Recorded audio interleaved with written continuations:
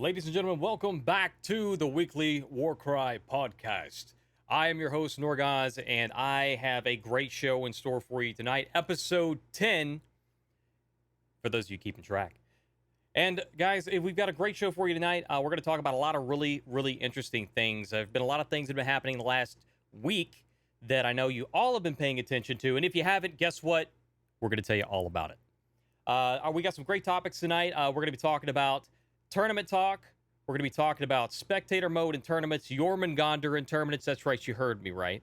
We're going to be talking about testing grounds, reworks, and proposed reworks and changes.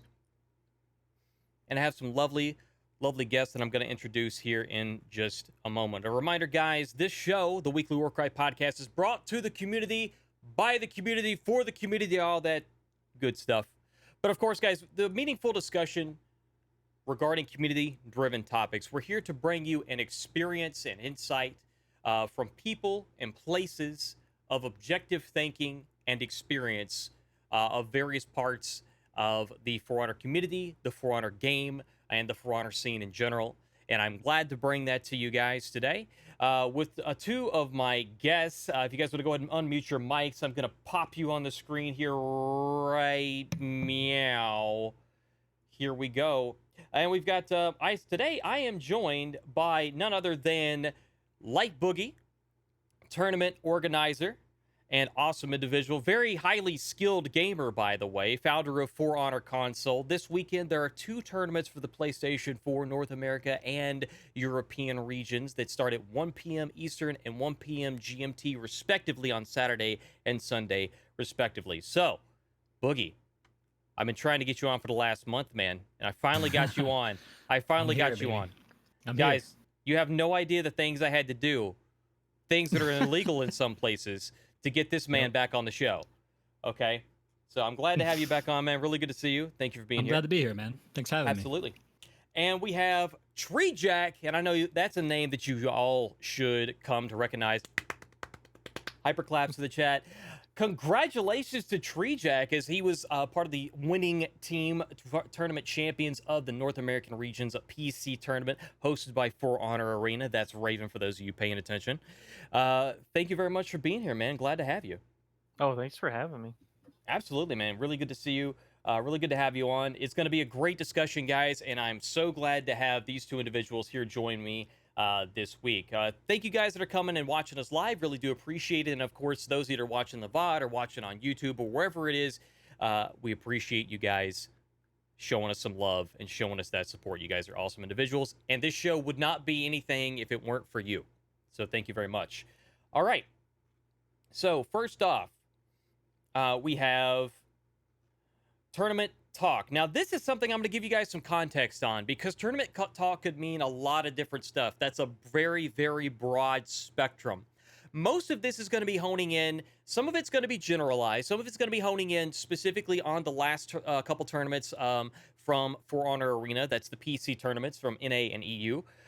Winners of the NA tournament, of course, was the Looty Loo fan club. It's Scorebrand, Ravelord, Treejak, and Lennon Cat. And of course, we have Treejak here tonight, for those of you paying attention. Winners of the EU tournament is UDDA. It's headed up by Clutchmeister, Setmix, Zero Crack, and Autodogs. But there was a sub towards the end for Autodogs. I don't know the name of that player offhand, so I apologize for that. Azure. It's Azure? Yeah. Thank you for that. So we had Azure on there, I believe. It sounds right to me. I could be wrong. I'm not entirely sure. There was actually a handful of subs that took place during the last couple tournaments throughout the two. So I don't know. I'm not 100% on those myself either. And the brackets are not updated with the subs. So moving forward, context here, this is, like I said, this discussion is centered around those. And of course, first of all, I want to ask you guys, just for context, LightBoogey, Treejak, we talked a little bit about this in the pre-show. Did you both get a chance to watch some or most of the NA and EU tournaments from For Honor Arena this last weekend? Boogie? Yeah, I caught some matches. I didn't stay for the whole thing, but I definitely caught some of the action and saw the spectator mode and all that. It was pretty good. Treejak? Yeah. After I played in the NA one, I watched it back, and I watched most of the EU one the next day. Good stuff, man. Good stuff. And there was a lot of competition, guys, a lot of competition in these tournaments. And I have to say that out of all the tournaments that I've watched, and it's been like a total of like 5,700 in the last, you know, 30 years of watching and playing and creating content for For Honor. It's been a long ride, and I have to tell you, out of all of those tournaments, these last two have been some of the most competitive that I've seen in a very, very long time. It's been very interesting. It was also interesting to see the regions. You know what I'm saying? Like seeing the regions because of Spectator Mode, it's set to be. They're setting it up as regions because it's all linked with the different servers. So the Spectator Mode is linked through dedicated servers, which I think is a good thing because that's probably the only way that's going to allow it to function the way that we really need it to. The downside to this, and I think you guys might agree with this. I don't have this as a question, but I think it's something we'll talk about at some point.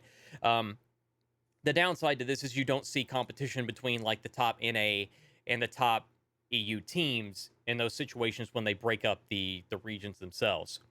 So, of course, moving right along with this, we have seen some seriously competitive tournament, like I just mentioned.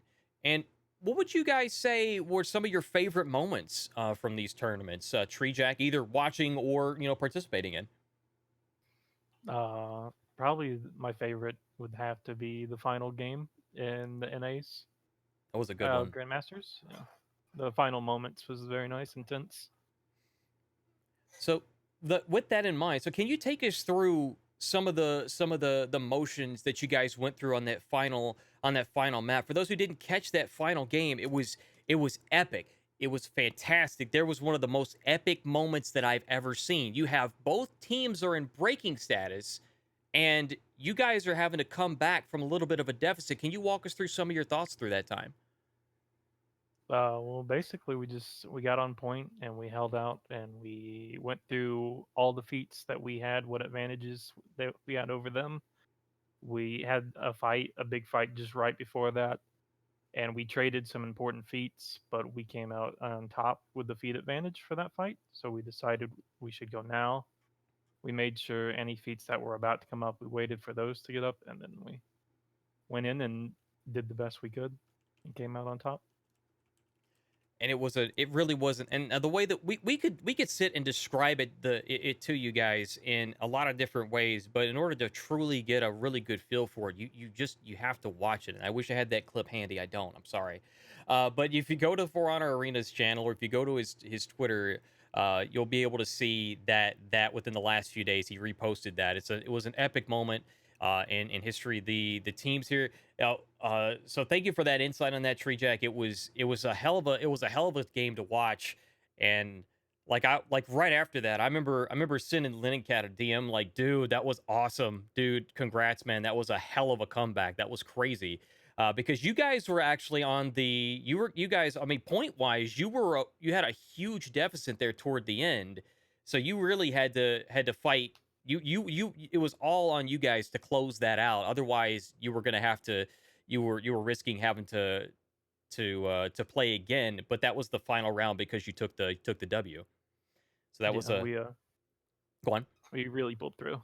You did, man. It was some good gameplay, my friend. And also, as I understand it, Scorebrand and Ravelord, they were out of the scene for a while, and they just recently came back for this tournament. Is that correct? Yeah, Score's been waiting for region lock tourneys recently, and Rave quit playing for a bit. So we are all fairly rusted up, but we pulled out anyways. Good stuff, man. Good stuff. And so, would you say then, or rather, Boogie, what was some of your favorite moments of these last couple of tournaments that you caught? I don't know if it's the same match you guys were talking about, but the Hive Fort fight at B, between the Bro Pleasers and Ludi and the Lodi Fan Club, that was something that they actually clipped out and put on Twitter as well. I think it was like a nice it kind of encapsulated the like why the spectator mode is so good, and how it can kind of capture some of those moments, because it was just like a perfect, just between the casting and the camera work, just kind of hovering over the team fight, like that's really what we've been waiting for with these 4v4 tournaments, man. I mean, everyone agrees that 4v4 is the best mode, and now we can finally give it the support and the presentation that is needed, you know. I agree with that 100%, and I like the direction you're going with that. Yeah, we're talking about the exact same game. That was the complete final of winners grand finals, or I'm sorry, not winners grand final, the grand finals of the entire tournament. Bro Please just came back from losers bracket to face Ludilo, and it was a very interesting matchup. Also, one thing I wanted to point out as a side note, I want to dig deeper into spectator mode, and the reason I mentioned Jormungandr and comp as a topic here, guys, that we're going to touch on a little bit, is because Uwu Gang, which is made up of Sai B and some other players. I think it's Sai B, Mambino. No, Mambino I think was on the Bro Pleasers, wasn't it? I'm not going to mention the rest of the because I'm going to get them all screwed up. So Uwu Gang, which had Sai B, and Sai B played as Jormungandr from the very first match until all the way through losers finals, and then at losers finals he finally switched over to, I believe he switched over to Kensei at that point. Up to that point is either losers semi or losers finals. They went all the way through that with a Jormungandr in competitive, which was really, really interesting to me to see that, because Sai B is known as a pretty solid player overall, but ultimately it's arguable that Jormungandr is just kind of weak overall when it comes to fours, because, you know, for various reasons, you know, he feeds too much revenge, or there's other heroes that just do what he does better. You know, as an example, you have Shaman. You know, I'm getting ahead of myself a little bit, but, you know, we have Shaman as an example. You know, you can bleed and bite, and you don't feed nearly as much as revenge as Jorm will. But there are some pretty interesting situations where Jorm can shut down some mix-ups that we'll talk about a little bit later. I want to get back into spectator mode, as we were just talking about that. That's a good segue to talk about the presentation. So, spectator mode, for those of you who didn't catch this live, I highly recommend that you go back and watch the VOD, or at least watch that clip that the three of us have been talking about, because that was, I cannot stress this enough, that was one of the most epic gaming moments when it comes to For Honor and tournaments that I've seen in the last 53 years of watching and creating content of For Honor. It has been a fantastic ride, and that was one of the most epic moments that I can recall ever seeing. You have two teams in breaking, you have one team that's behind and comes back and just destroys the enemy team to take the final victory of the tournament, and to take that W, and to take that juicy pool of 1.5 million steel. Ooh, just makes me do a whole body shiver, man. For the plus a cash prize. I mean, that's a big deal. That is a very, very, very big deal, guys, you know? So, spectator mode, though, the camera movement was very, very fluid. You know, switching from, there's three basic moves. There's a tactical camera that's above the fight, which you see that in, I think it's the second match of the tournament, of the opening tournament, which was, was it you guys, Treejak? Were you guys the first match that was played? You guys are up against Uwu Gang. Oh, was it Uwu? Yeah, I believe we were the first match spectated. Yeah, that's it. Yeah, it was you guys versus Uwu Gang. So you know what I'm talking about. Then, so you got that. I think it was the very second match. Right as everyone was running to the middle, Raven quickly switched to the tactical view where you can see over the top, and the two teams are just rushing to the middle, and you have a little highlight of a blue or orange to designate defenders or attackers, and it's just like looks so epic where you can see that. You know, like if you ever die and you're seeing the entire map, that's the tactical view, guys.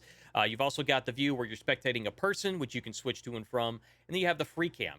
And the free cam is where you get all the juicy goodness, and of course any feats and stuff, traps and placements and shit will have a highlight of which team dropped it, which I thought was a very key moment, or a very key feature for spectator mode.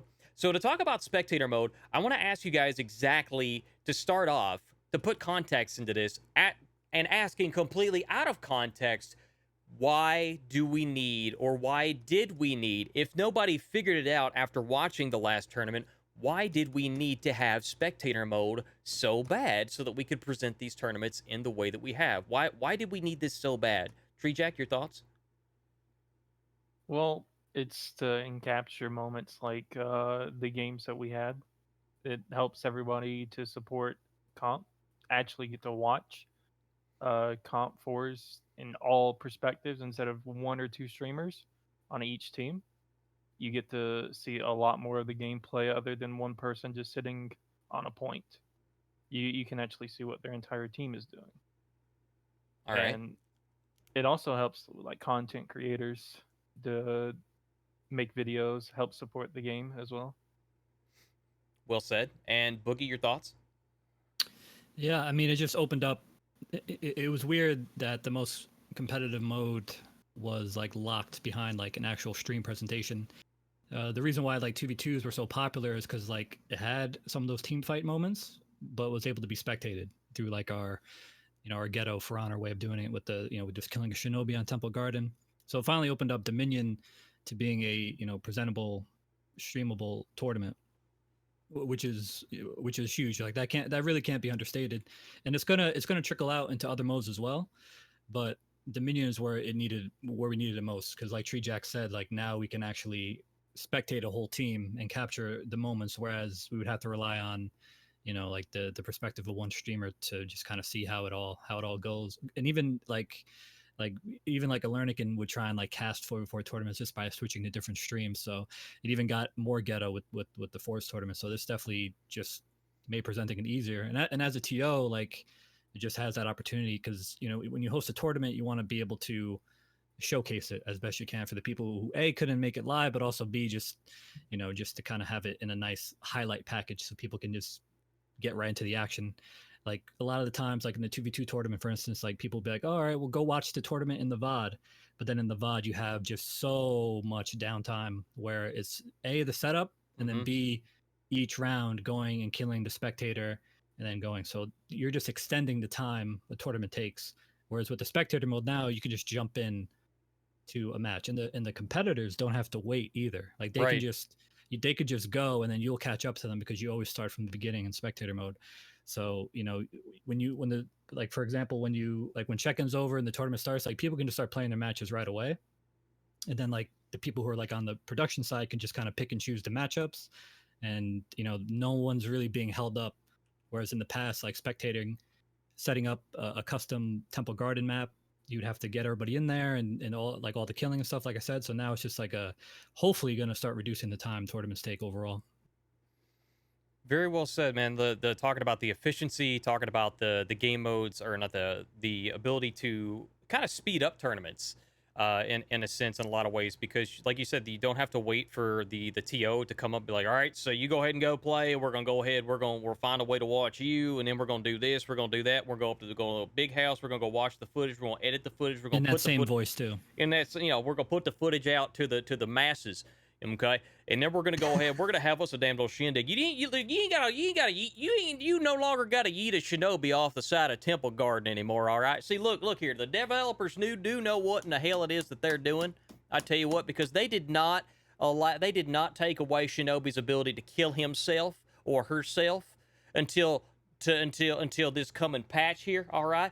They're going to take away Shinobi's ability to slide off of the edge of that there danged old cliff or whatever it is that they're going to slide off of, because we needed that, because otherwise you weren't able to spectate anything. Now that spectator mode's coming, they can finally get rid of that bullshit. Now that I'm done with that rant. I wanted to talk, but I did. I wanted to talk about that. Shinobi suicide is no longer a thing. Thank God. No kidding. Thank God.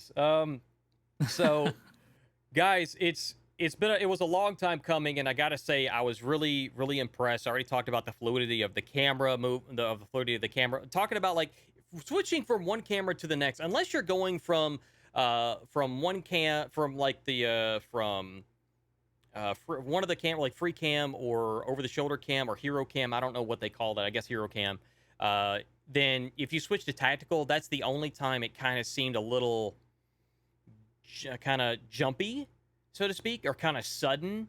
And I know that for those of you who don't know, Mistress was actively in chat during these tournaments, letting us know, hey, there is a survey here for you guys to participate in to give us feedback on spectator mode.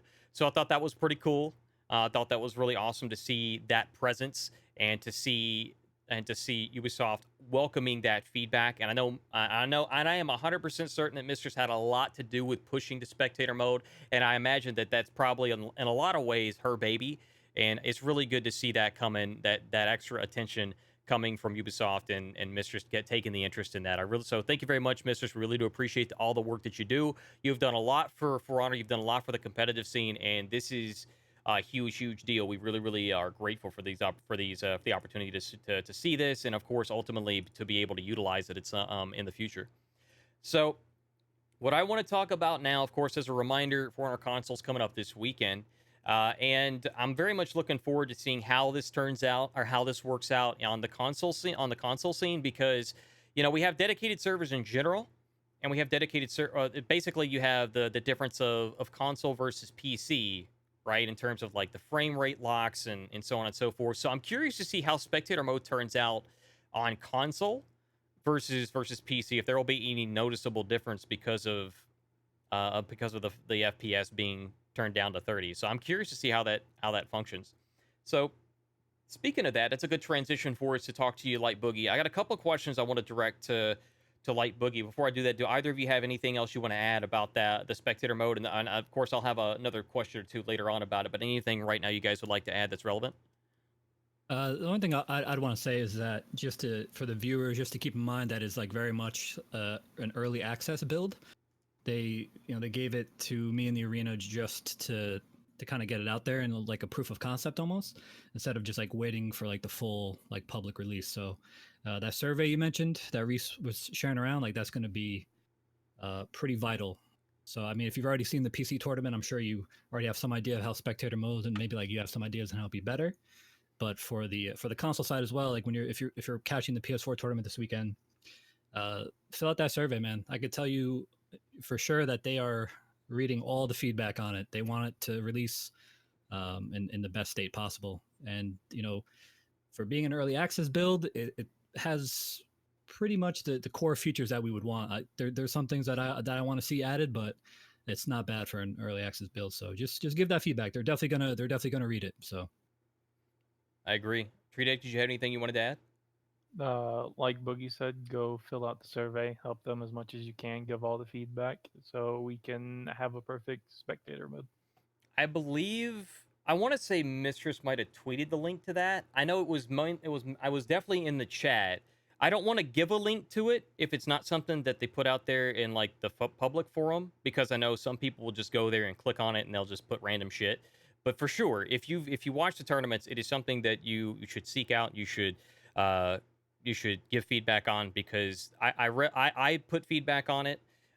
It's very short. It's very simple. It says, it's a couple things where it's like from 1 to 10. What do you think? A couple things like, okay, do you have anything to add about this camera, this camera, this camera? What did you think about the fluidity of the camera? And then anything that you would like to add, or anything that you thought was hard to follow, and stuff like that. So it's very precise and very specific. So it's nothing that you have to feel like you got to jump into for 5 hours. Like it's very, you're in there, you're in and out in 5 minutes. It's very direct. And I'll have the link spammed in the chat this weekend. So if you need it, you can grab it there. Right there. There you go. So Boogie will have that during his tournament. So if you haven't had a chance to see it yet, Boogie's tournament for Honor console this weekend. Again, NA tournament tomorrow. What is today? The 23rd, 24th.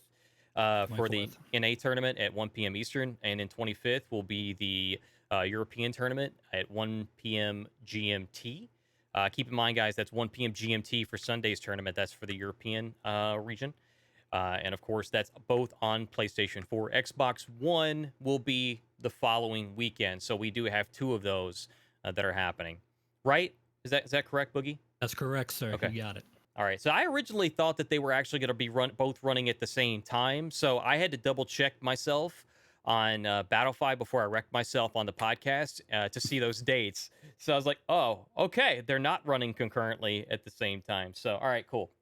So, yeah, spectator mode, I would like to see, I think just one of the couple things that they could add to it, maybe, putting the feats on the screen where it's not, because they right now that shows underneath the name tags. That's really valuable information. But potentially maybe showing something like that somewhere on the screen or something, perhaps. but in some ways, maybe that might be too much information. I don't know.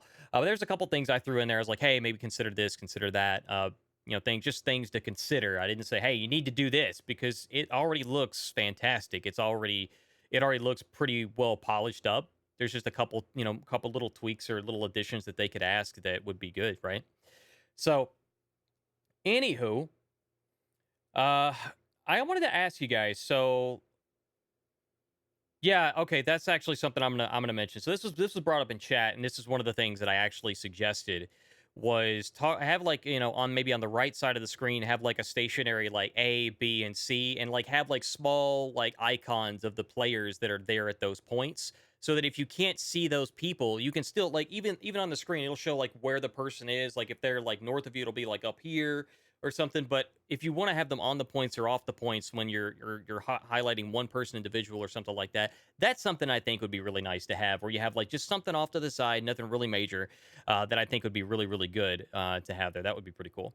So, and of course, like a recordable feature, kind of like they have in Heroes of the Storm. If you guys haven't been familiar with that, Heroes of the Storm, completely different genre. It's a MOBA, I get it, but you can record matches and then you can go back and play them in their spectator mode, and you can just go all the way around the map. You can click on a player, you can do whatever you want to with it. That's, of course, I imagine would be in the future, but that's something I would ultimately like to see with spectator mode, and I think that would be something that would be really really awesome to have in the game, where you can record your own matches from, it's just recording the data, and then you can go back in spectator mode and see it from whatever perspective that you want. That would be pretty freaking badass. So in tournament mode, or in regards to tournaments, I want to talk to you, Treejak, a little bit. I want to delve a little bit deeper into the mind of a competitive player. And if you could share with us, Treejak, anybody who's looking to get in the competitive scene, anybody who may have just touched their toe into the waters a little bit, but they're anxious to get it to get jump in head first. As a competitive player, what would you say your ritual would be for final preparation for a competitive tournament? Well, one is to practice a lot before the day it happens. You don't want to just wait toward the day, then get the practice in. You got to practice a lot, but it's usually just about warming up before the tournament, just getting your hands all loose so you don't mess up, getting your mind knowing what you're going to do, who you're going to play, all the strategies on every map and all that. And you have to be in sync with your team as well. So making sure all that comes in, it will get you a lot better into the tournament. All right, so I got a question for you here, and I'm noticing there may be some. I dropped a few frames here. I hope that doesn't remain consistently. Last night I had a little bit of a problem because there was some storm action around here. There's no storm right now, so if my internet kind of screws me over on this show, I'm going to be very very upset with you, Cox. So just to let you know, I will be very upset with you, Cox. So anyway.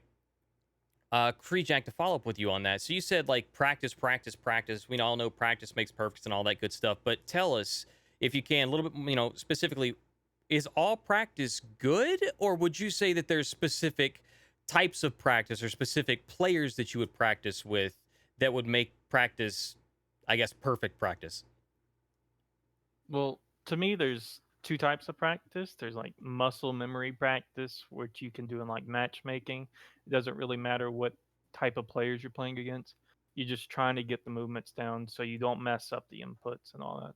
And then there's scrimmages, which I consider actual practice, where you're playing against good players. You're testing your strategies, your synergy with your team, and your overall skill. And that's the main practice you want to get. But the muscle memory practice is also real important, because if you're trying to gank someone and you mess up the input, you could lose a game over that one messed up gank.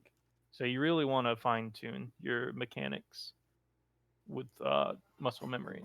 So I think that's all good advice. Not that you need me to validate that for you, but realistically though, I know you've kind of taken some people under your wing a little bit if they've asked you questions. And I don't want to invite everybody to like spam Treejak with questions, but I think that's pretty admirable of you, and that's something that I know a lot of people are really hesitant to kind of jump in and ask people that are in the competitive scene about, hey, so, what are your, should I, can I jump in? Was there any type of, can I jump into scrims and stuff like that? Would you say that you guys are, generally speaking, of course, would you say it's safe to say if a player wanted to jump in and scrim with you, that it's something that you guys would tend to invite? Oh yeah, we in the discords I usually frequent. We have pickup scrims, which anyone can really join, and it's all random teams. So even if there's like a full team, say if it's all four UDA players, they won't all be on the same team. It's going to be randomized. So it helps with that. They're more relaxed scrims. Hmm. They aren't taken super seriously because it's not team v team, but it helps people get into it, and you just have to really ask, and that's basically it. And of course, be respectful and all that. Just don't come in there and shit talk. And when someone's trying to help you, when you know they know what they're talking about, don't try to discredit them when you're trying to be the big dog.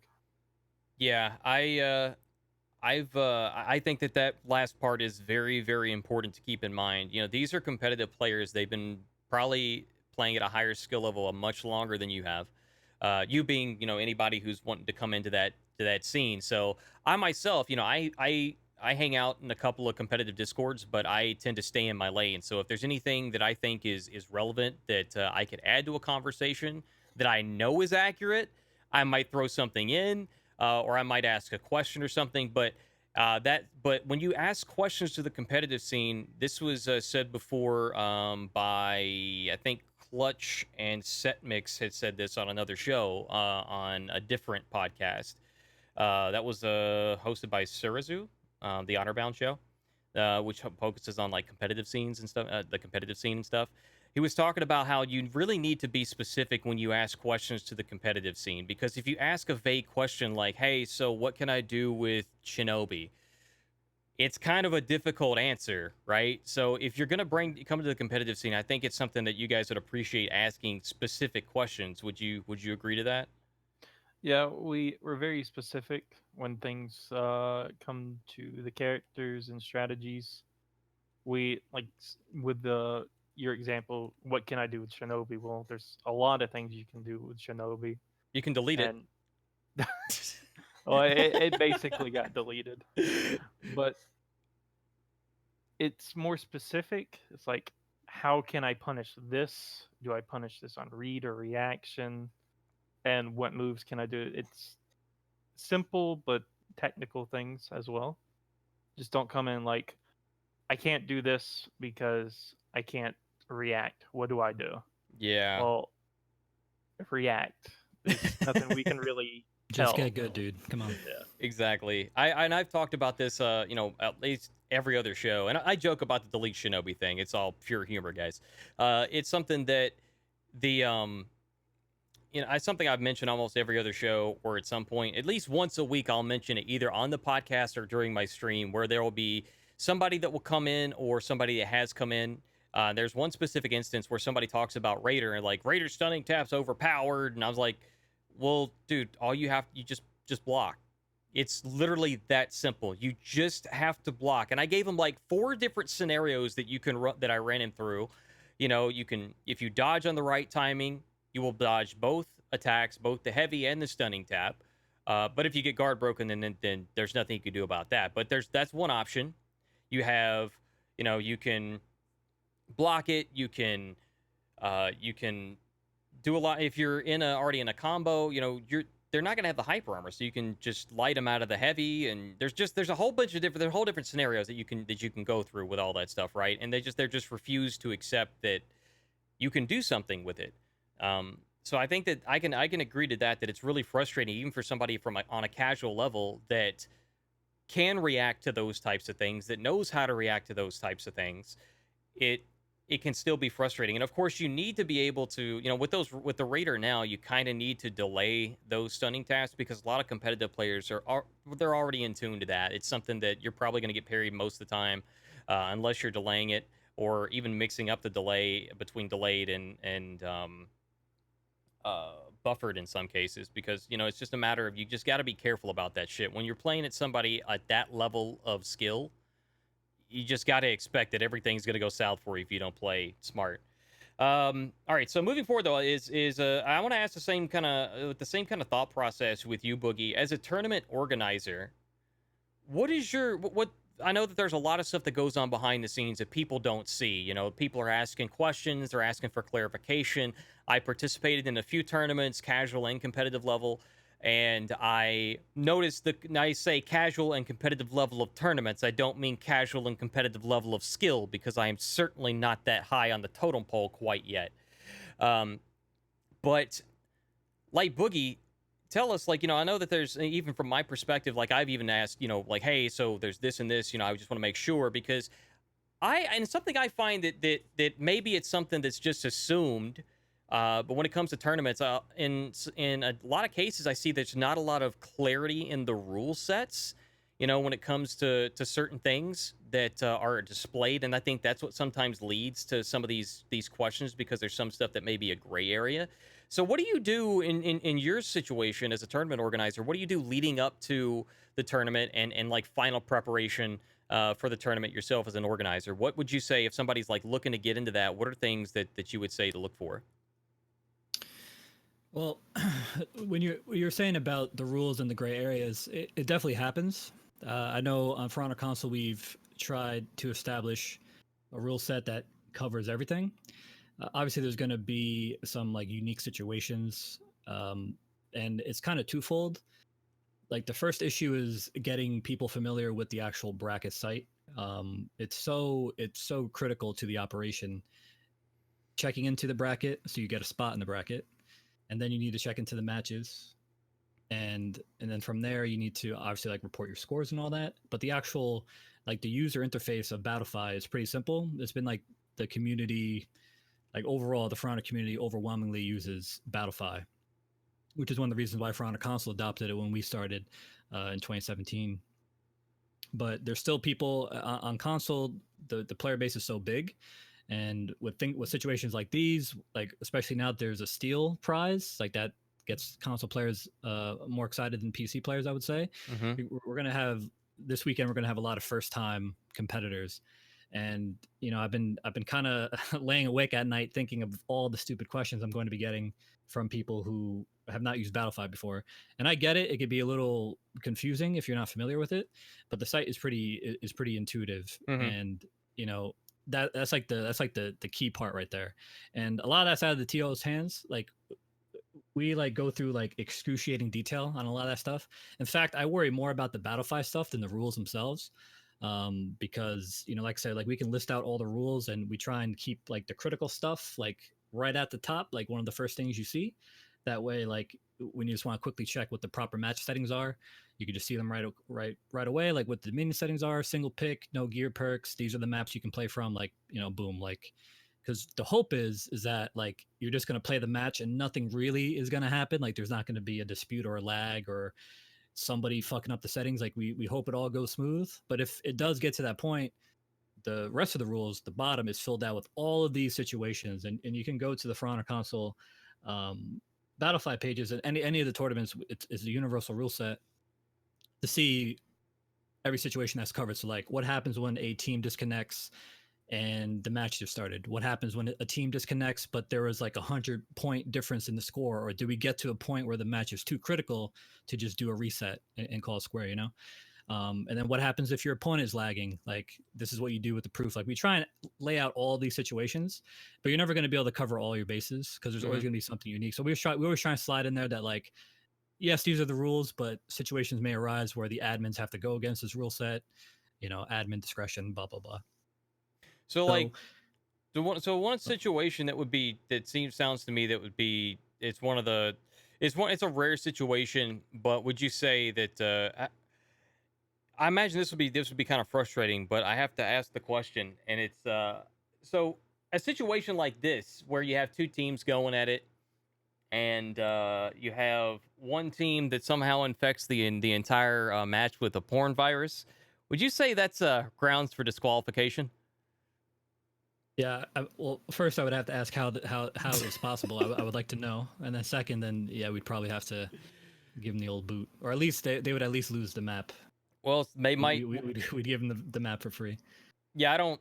Yeah, some people might like the boot though. You got to be careful about the decisions, I suppose, and that's why you're the tournament organizer and I'm not, because I don't know how I would handle that situation. But the question here, I wanted to follow up with you before we get too much into that. You mentioned earlier that For Honor was. You said something about the size of it. What For Honor was it? Small, big? What did you say it was now? What do you mean? I'm sorry. Earlier you were talking about For Honor. I think you said For Honor was big. Was that correct? Did I hear you right? Big. Yeah, you said For Honor's big. You're talking about how come when you're organizing tournaments and stuff, you're throwing everything on Battlefy because For Honor is such a big has such a big population that it's easier to like synergize and like throw everything on Battlefy. Did I hear you right by you saying For Honor's big? No, it's just For Honor uses primarily the community uses Battlefy, so it was like the go-to tournament platform. Okay. All right. Well, I was trying to make a point with that, but I must have misheard you. I could have swore you said that For Honor's something about For Honor's so big that something. I'm like, I thought the For Honor was dead. No, yeah, I'm looking at you. I'm looking. I didn't set up your joke. I'm sorry. I'm looking very menacingly into the camera at all these people that keep saying dead game. Okay, sorry. No, all joking aside, we're gonna get back into serious mode. I apologize for derailing us a little bit. Sorry, I went over my head. I apologize. No, it's all good. It's all good, man. You know what it is? It is what it is. So, you were so you brought up a lot of things talking about disputes and disqualifications. Can you tell me what would be can you run me through like one of the most difficult, or can you give me an example of a dispute and what your most difficult dispute or disqualification decision has been before? And I know that's a big thonk one. So I'll try and generalize it a little bit. So when I started For Honor console, I wanted the primary goal to be have matches be played like as much as possible. Like any gray area we can leverage, anything that we can kind of be lenient on. I'd rather the tournament match be played than it be DQ'd on a technicality. Mm-hmm. So a good example of this would be like a team forgot to check in to their match on Battlefy. Mm-hmm. Now, in an effort to keep the tournament running at a fast pace, that check-in timer is there to give the team some accountability. So we can go back and say like, hey, you had 10 minutes to check into this match, you didn't. Like, where were you guys? Like it prevents stalling in some situations, and it also just kind of weeds out some people who aren't paying attention. Now, the problem would be like, say like a team is doing well, like it's a team's first time, they're not familiar with the site, and maybe they checked in for their first few matches and they forgot, and they're in like the quarterfinals now and they forgot to check into the match. Like, are we gonna DQ them? They've had a good run. We want to grow the scene. We want more people to be encouraged to take part in tournaments, not necessarily push them away from with arbitrary rules and stuff like that. But at the end of the day, at a TO, there needs to be a line as well. Like you need to be able to stand firm in decision making and all that stuff. So we want matches to be played as much as possible. But then where does that like line come in? Like where we have to enforce the rules and we have to go. It's always challenging, and as time's gone on, I became more and more strict. I don't have as much patience as I used to. I'm a little jaded from it all, but that's always the hardest thing. Like, can we avoid those technicality wins? Because I'd rather a team win from the gameplay as opposed to them just like trying to get like a DQ over something silly, like, oh, they accidentally turned on gear perks for a map, like, you know what I mean, like things like that. It can be tough sometimes because a lot of people, like I said, don't read the rules or just not familiar. Mm-hmm. But we always want to try and make it so as many matches are played as possible. But it can be tough because we want the tournament to run smoothly, and we also need to enforce the rules. And I want to touch on that real quick, and then I want to come back to getting some feedback from Treejak in regards to tournaments as well. But you mentioned something that I wanted to touch on, and that was being decisive as a tournament organizer. And I always look very closely and very carefully at the decisions that are made at the tournaments that I watch, because I'm a stickler for the rules. Like, I'm very, for the if nobody picked that up in the last weekend over those tournaments, I'm a stickler for the rules. If I make a decision with one person, I do my best to make sure I make the same decision with everybody else, even if the situation is slightly different, and in some ways it doesn't make as much sense, or not as much sense. But like, if you make the same, I still try to make the same. I would make the same decision with a rule as everybody else. And I'm speaking generally, by the way. I'm not speaking tournaments. I'm not a tournament organizer yet. But I try to be very specific. And if somebody said, one thing, but somebody said something, they were basically saying the same premise, the same basic thing or something, or they did the same kind of thing, I try to address it in the same way. But there's some situations where they don't mean it, like you said, like they don't mean it in a mischievous way. They don't mean it to be a bad thing, or whatever they said or whatever they did. But the difficult decision comes in that place for the person that's making a decision about a situation. And I'm going to use Twitch chat as an example. Like Twitch chat, if somebody comes into my channel and they start talking about, whatever it is they're talking about, and somebody else starts talking about that, but they don't mean it in a bad way, I'm like, shit. Now I got to explain it to them, because the first person knew better. They knew what the rules were. It was like, hey, no, I can't do that. You got to go away. And the second person comes in, and then I got to go back and explain, hey, I know you don't mean this in the wrong way, but I have to handle every situation in the exact same way. Otherwise, people are going to see it as me picking favorites or, something like that. So I got to ban this from the chat. And then going forward, if you wouldn't do that, that's cool. You don't always have that opportunity in certain situations, like, if you know what I'm saying. But as an example, so I know that when I see tournament organizers make decisions, like this last weekend, I paid very close attention to how Raven handled certain situations, and I asked myself, would I handle it the same way? Would I have handled it differently? How would I have done that? Because there's some things that, even going back before that, in other tournaments, where some people get to a point, and if a player gets disqualified for any reason, whatever it is, cheating, or not cheating necessarily. That's a dumb. Let's not even go there. We had a whole discussion about how cheating in For Honor is not really a thing. It doesn't really exist unless you're like lag switching or something, or you're doing an actual exploit, like that whole. You fake your age, things like that. Or that, there's that, but that's a whole big discussion that somebody's going to jump one of our asses for.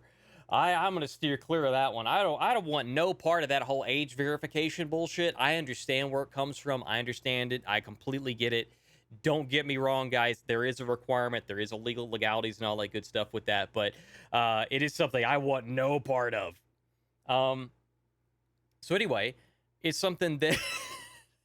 Oh, chat, you guys are having fun. So... But yeah, I look at that, and some people get disqualified for certain shit, and I can't think of a really good example right now, but, like, how do you make those decisions? Like, if you disqualify a person for, being late or something like that, how do you not disqualify a team if they do certain things? To me, that's what I look at those kinds of situations, because being a stickler for the rules, I'm, like, overly harsh. I'm like, okay, this person did this shit, you guys knew it was wrong, your whole team's gone. And at that point, Go on. No, I mean that's why I'm like the nuance is required, because like you say, you really do need to be a stickler for the rules. So you're on the right path, like you need to be. But just to bring it back to my example about like the match check-in, right? That 10-minute timer. If so go on. Sorry, I'm sorry. Well, I'll say it because I will forget, and that's my question comes to, like, if you like disqualify a person, why wouldn't you disqualify the team? And if you disqualify a team, how does that not go back? Or if you disqualify a person from the team or the team itself, how does it not go back and reset all of the previous matches?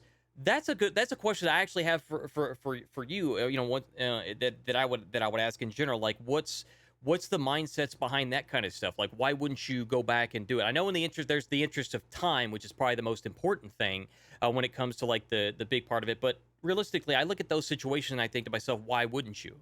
Why wouldn't you go back and reset those matches because that person was not supposed to be in the, like, the person was banned for the tournament for some reason or whatever.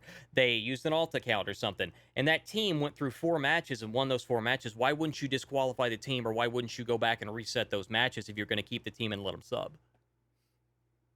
That's some those things. Those are the questions that I'm always like. I don't know how they, what the mindsets are. Well, that weekend was like a very unique situation, and my answer to that is that you need to, as a TO, you need to take steps ahead of time to mitigate that situation. The community is pretty small. Like, we all know each other, or heard of each other in some way. So, you kind of gotta put your foot down before it gets to that point, because other than that weird age circumstance, there's really no situation I can think of to where a team would be DQ'd so late in the tournament, unless they were like, I don't know, like it was proved like that they're like purposely like manipulating their latency or something like that, like with some sort of lag switching or something, and maybe they slipped up and did it too egregiously, or you got proof of it after the fact or something like that. But I mean, you are right in that sense. Like, if you do DQ a team late in the tournament, then that kind of poisons everything that happened up to that point. Like, it puts all the results of the tournament in question. Because if that team was DQ'd, then obviously another team would have been there in their place, right? Right.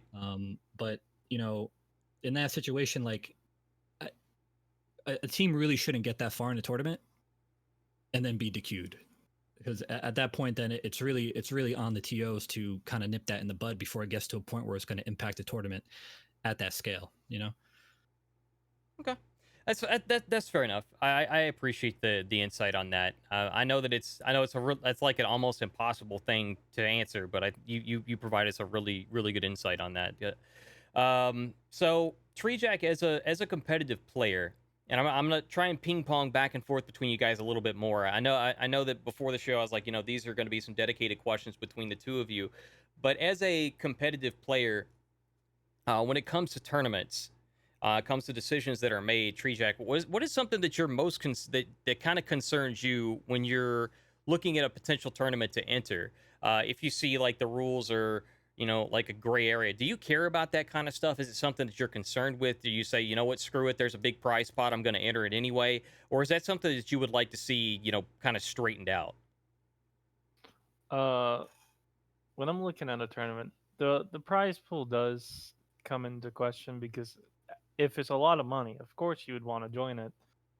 But rules are a big part in For Honor tourneys, as they are in every tourney. And I do think they should be held up no matter what. Especially, I am going to throw the age restriction thing in from last tourney. It is a dumb rule. I get why Ubisoft is doing it, but it is a dumb rule in general. But it was a rule there, and it wasn't really followed and wasn't enforced until later on, when everything could have been prevented in the first thing. And the EU tourney wouldn't have had as many issues as it would have had. It would have ended a lot sooner, and it would have been an overall much better experience. But rules are a big part. Knowing how the tournament's being ran is a good thing. You don't want to just sit there for hours and have to deal with someone who doesn't know what they're doing. And that comes in with who's running it as well. So if somebody has like a history of making bad decisions or being flip-floppy, or if somebody's brand new to the scene and you know enough about them to think that their judgment would be questionable, that's something that you'd be like, well, maybe I should think twice about entering this because it may be a waste of time.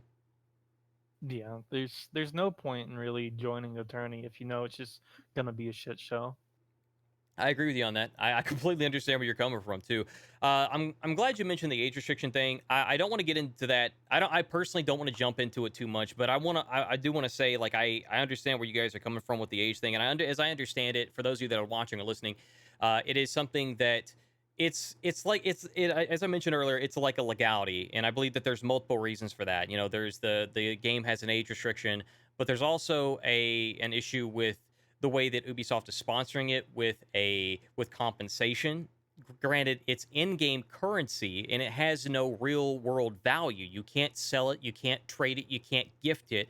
As I understand it, part of the legalities is because that they have some type of compensation in the form of that currency. It still counts as, paying people in some way, shape, or form. So that's one of the reasons that there was the age requirement on that. So I know that was something that was a very big deal for some people. That's why some people were getting disqualified at the beginning or later on. And I can understand the frustration with it if it didn't happen earlier on. I know that there was a lot of things that went into those decisions. And I don't want to touch on that any more than that, but I just wanted to throw that out there for those of you that were any questions about the age thing. It's something that was there that that made sense, right?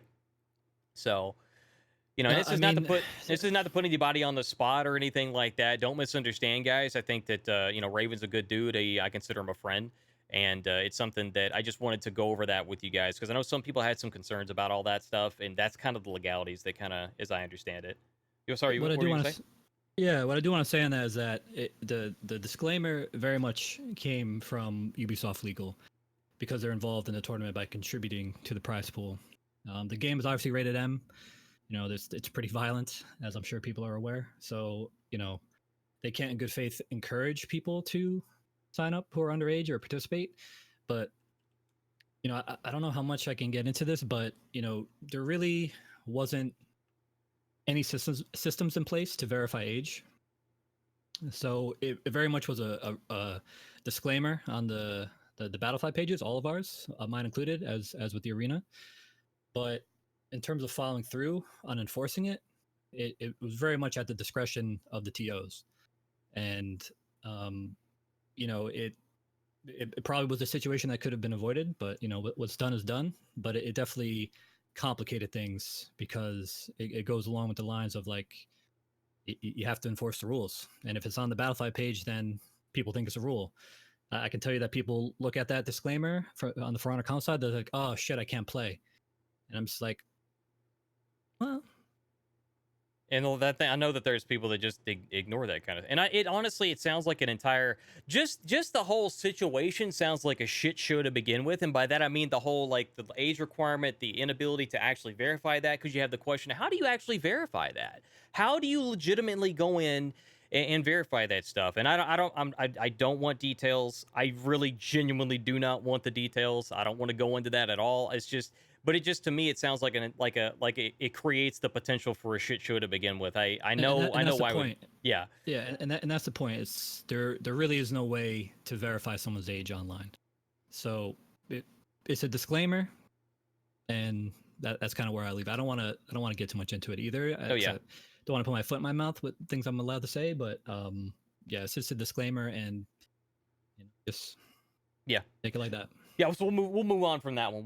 We'll get away from that as fast as we can. So there we go. We've talked a lot about where the competitive players are, where the tournament organizers are, and this is a good time now. We were really deep into the subject matters. I didn't want to distract by reintroducing us quite yet. So we're in the next hour. We're the second hour here. My name is Norgoz. I am the host of the Weekly Warcry Podcast every Friday at 7 p.m. Pacific. And going on to our guests, we have LightBoogey, tournament organizer and founder of For Honor Console, and beautiful silver-haired devil.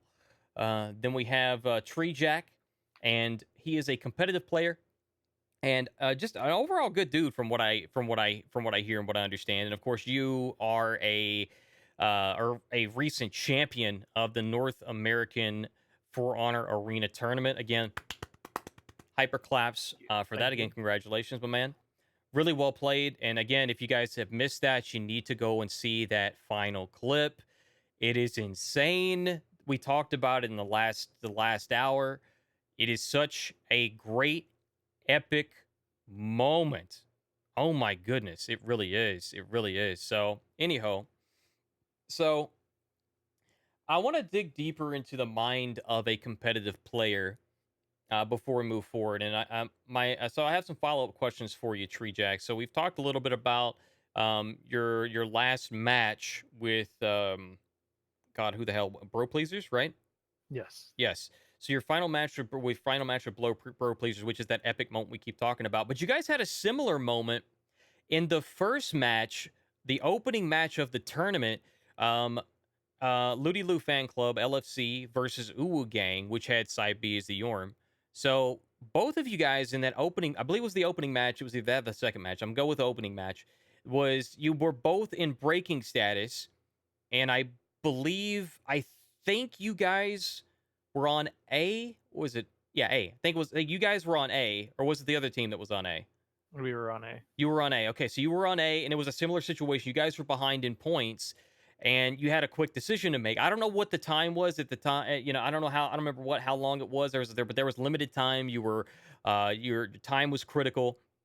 You had a quick decision to make. Can you walk us through what is your thought process when it comes to those? When we talked a little bit about something similar with the grand finals, but this was the opening match, and you want to make really good on the opening match. It's kind of like when you're at the first day of school or when you're in jail. You want to go and punch the biggest dude in the room and just beat the crap out of him. And hey, you gotta, you want to punch your chest, be like, yeah, that's what's up.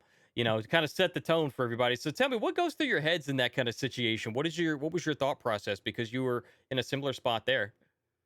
Well, the thought process was basically the same for like the grand finals. We saw what feats we had, what were coming up. If we didn't have feats, I know Rave and Score both didn't have their feats or their tier 4 feats up, but they were halfway. So we decided we'll stay on this point and we'll boost until we get it. Then we'll fight.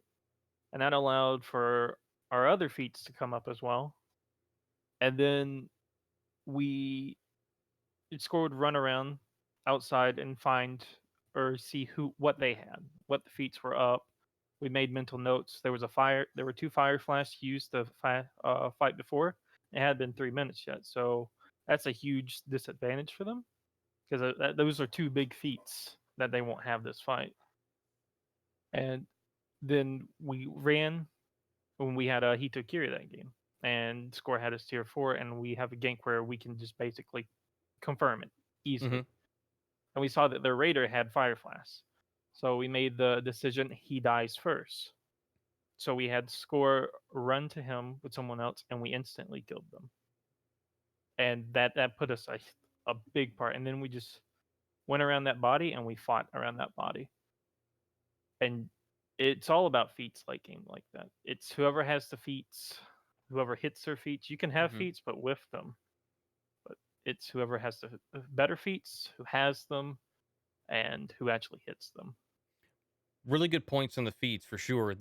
I believe in that same match, Sai had Twilight of the Gods, aka Ragnarok, and landed it. I just your guys' toes were just inside the circle. I didn't think it actually hit anybody until I saw everybody fall, and it landed on 3 people, but there was an inability to. It seemed like there was an inability to capitalize on that. It was himself. I think he might have had one teammate, but they didn't really do a lot of. There wasn't really a lot of capitalization that happened on the down status. And when it comes to that Ragnarok, you can basically hammer slam one person, and that's pretty much it. I was thinking when I first saw that released, as a side note, that you'd hammer slam, that you'd flip around, you'd hammer slam a second person, and the third person you could try and hammer slam, but they were probably recovered at that point. But you get that hit stun with hammer slam, where you're stunned and your opponent's stunned.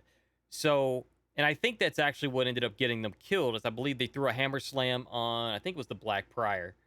And then at that point, it was pretty much done. There was nothing they could do to really counter that final gank between the players, because you were still in the hit stun. There was one that was standing up, getting him set up for the other two and two to get up and finish him off. And it seemed like it was not.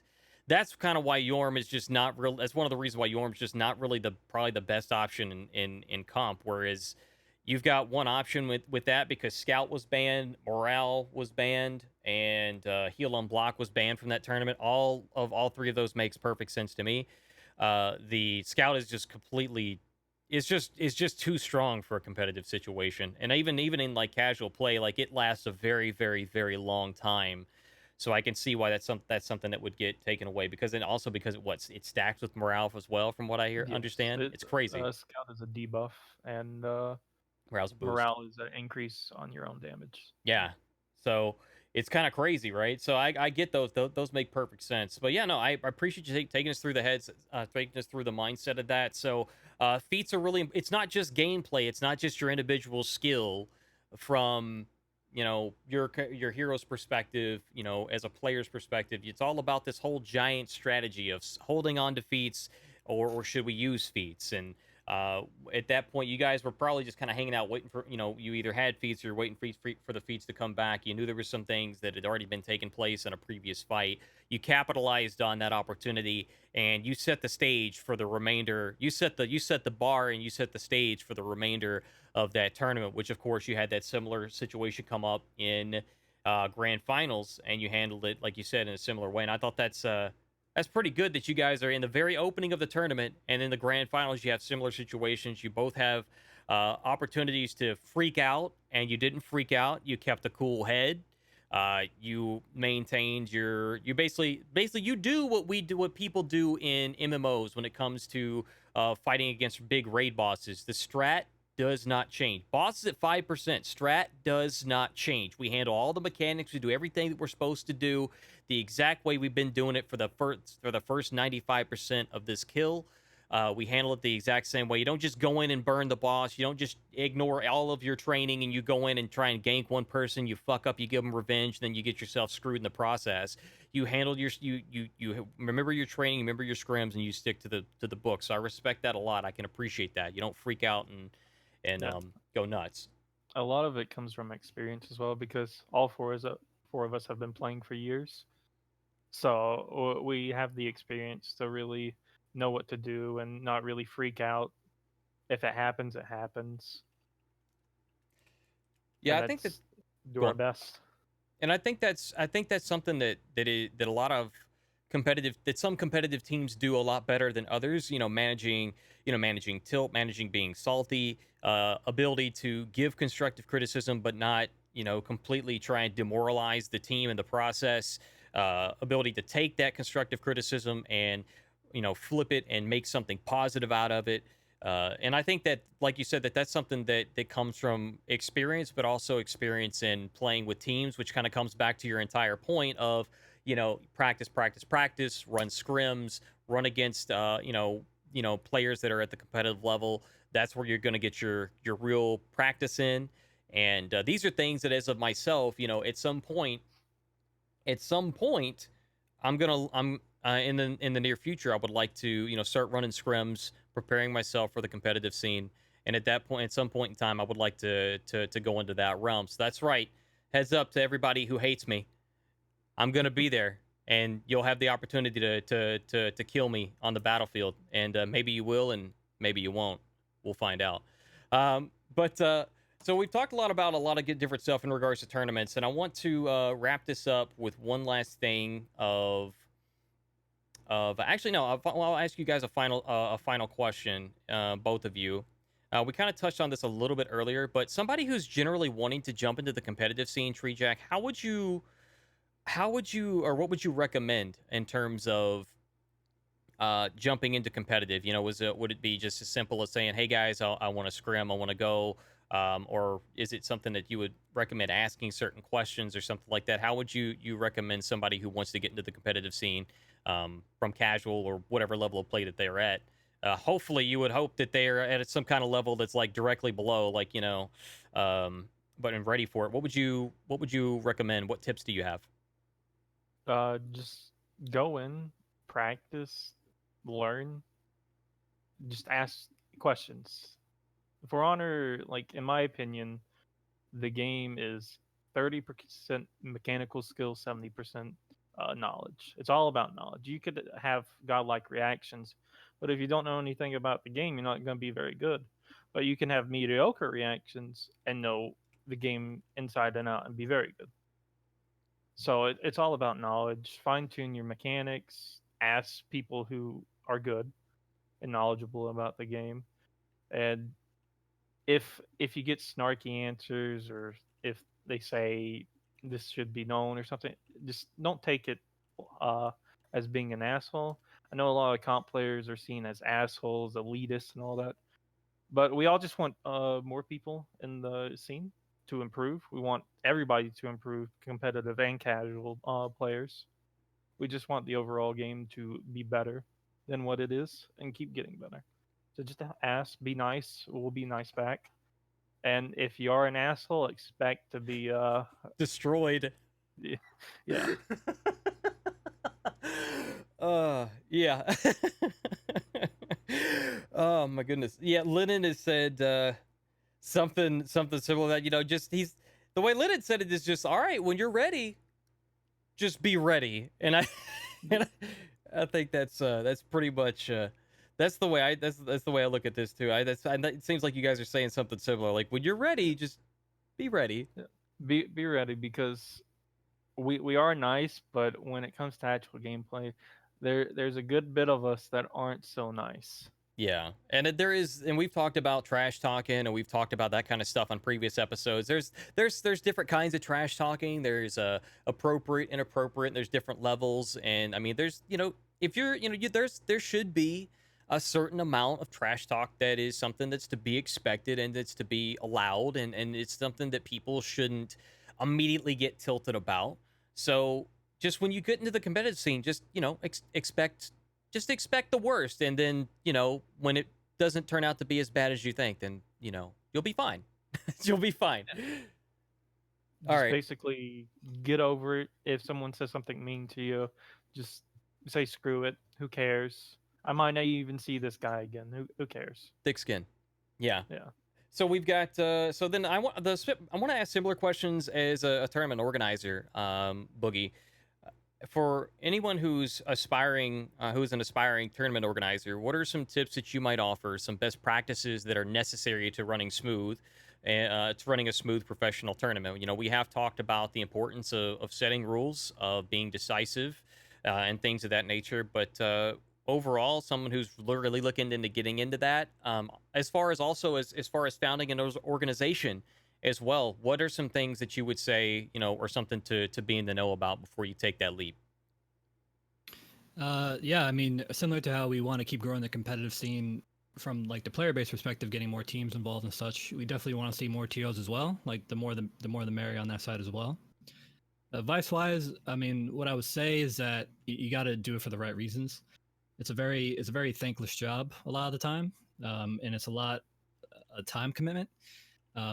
Like my weekend, like my month of August is pretty much locked in weekend wise because of these tournaments. It's going to be many hours answering a lot of questions, and there's a lot of setup that goes into it leading up to the tournament as well.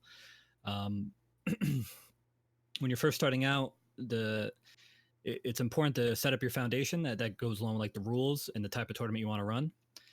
By now, the competitive scene kind of has a rule set that we all follow for Dominion, and even like 2v2s and 1v1s and such like that. Like for instance, like right now you really shouldn't be hosting a tournament that is like a 2v2 tournament that has revenge on.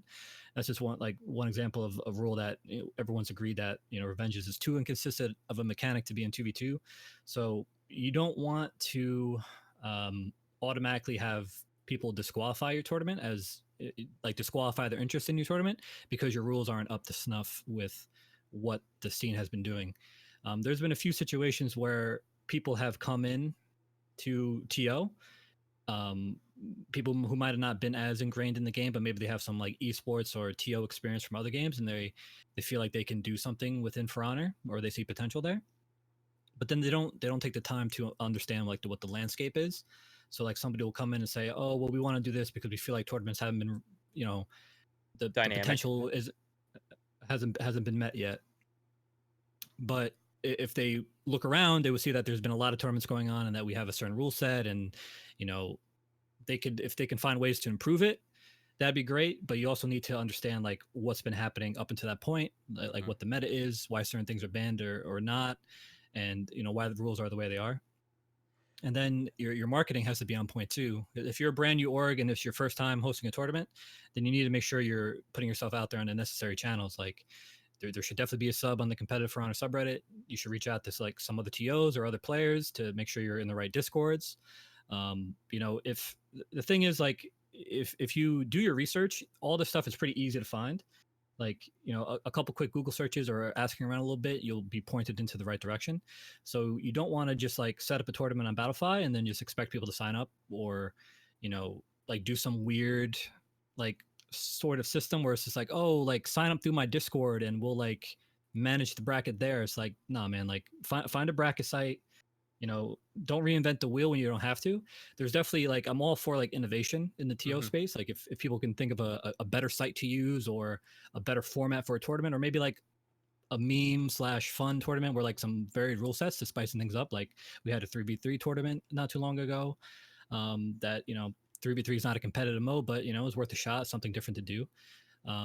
But just make sure you get the word out properly, and you don't try and do something that's like so off the walls that you're gonna turn people away. Because like, unfortunately, like I was saying earlier, like most of the community adopted Battlefy, so a good chance of you having a good amount of people signing up is using Battlefy, and then making sure you get the word out about the link and that you're responsive and you can make sure you're there. And like the work really does start like on the check-in times and making sure you're trying to make the bracket move as fast as possible. Like a lot of work goes into it. You really need to be committed, and ideally maybe you have like one other person or something, or maybe just like get some advice of people who've done it before to make sure that yours runs as smooth as possible. But there's always going to be growing pains.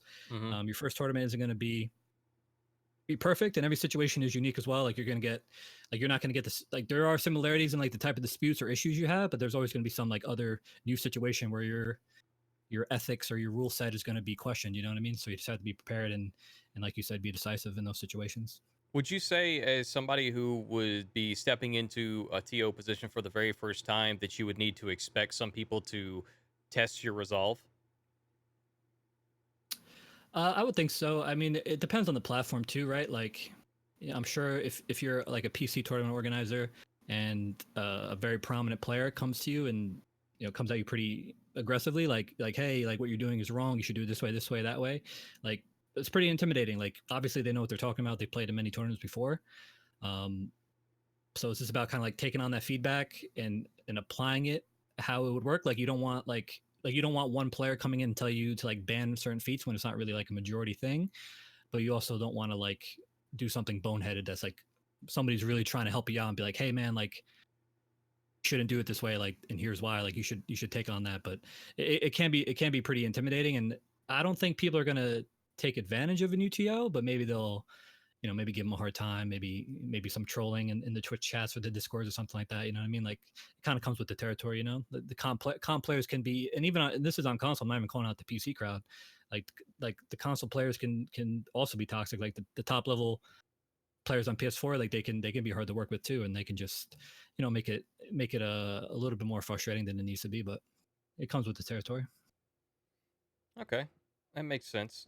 So then that actually takes me back. There was a tournament that somebody did, and I'm not gonna call them out or put them on the spot or anything, because again, I'm casual, but they were also casual, and they were trying to host a tournament for the first time. It was a I'm not even gonna say like what type it is, just so that for to be generic here.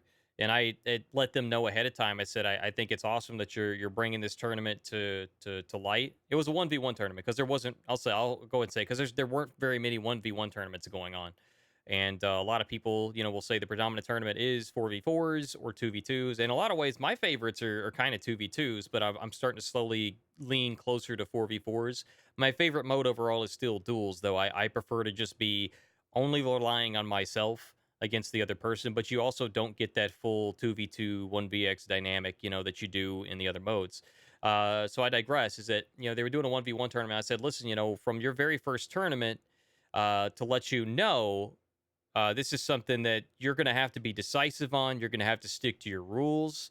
There's going to be situations where I think you might be tested on some stuff because you are casual, and I'm kind of casual too. But it was a competitive based tournament. There were a lot of really big names that participated, and I said, and I told him this in private, and this is something you just got to be. You're going to have to be prepared for. And sure enough, I observed something happened at some point in time where they didn't do the matches the way they wanted them to. They wanted to have all of them like spectated directly on their live stream, and it all, it makes sense. in some ways for content purposes, but if you have a whole bunch of people participating and you're only doing it through live stream, there's nobody playing fights on the side, you're going to take that tournament that's going to last 1-2 hours and turn it into a 3-4-5 hour show, which is going to hold a lot of people up. So there was something that was going on at some point, I think, and sure enough, the resolve got tested, and there was some tomfoolery that went on. There was some memeing that went on toward the later part of the tournament, because even the players at that point weren't even taking the TO seriously. And I was like, oh shit, that kind of sucks. That's kind of a rough situation. We saw like two warlords going around in a circle in the arena, not actually fighting each other, just charging the wall in a circle. And I thought, shit, man, that's a rough call. What do you do in that situation? Yeah, it's not ideal. No, it's not. So, anywho, moving on. So we talked a lot about tournaments. Jorm and competitive. I want to come back to Jorm and competitive. So, anywho, and I know you guys are already talking about this in chat. And the situation I'm talking about, pretty sure that was grand finals. So, really, what do you do? Going on. Jorm and competitive. Did you guys get a chance to watch? Well, I know you were part of that first match set, Treejak, so you got to see it firsthand. But did you guys both get a chance to see some of the games that Uwu Gang was a part of? That's Saibi and the Jorm team. I watched when Sai went to Kensei. Okay, But that was toward the end. I didn't see any other George gameplay. Okay, so that was they switched. I'm pretty confident it was losers finals is when he actually made that switch. I think they did a match, and then somehow they had to get a sub, or they had to swap something out, and I think Sai went to Kensei, or Sai had to switch out, and there was a sub, which was a Kensei. I don't remember exactly how it worked out. All I remember is that there was that it was instead of Jorm, there was Kensei. But that was like pretty much all the way to the end. They focused on the Jorm. Did you get a chance to see any of those, Boogie?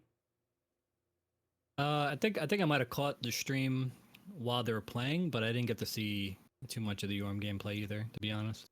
So some of the things I found interesting about this was, like I mentioned before, Saibi's known as a solid player.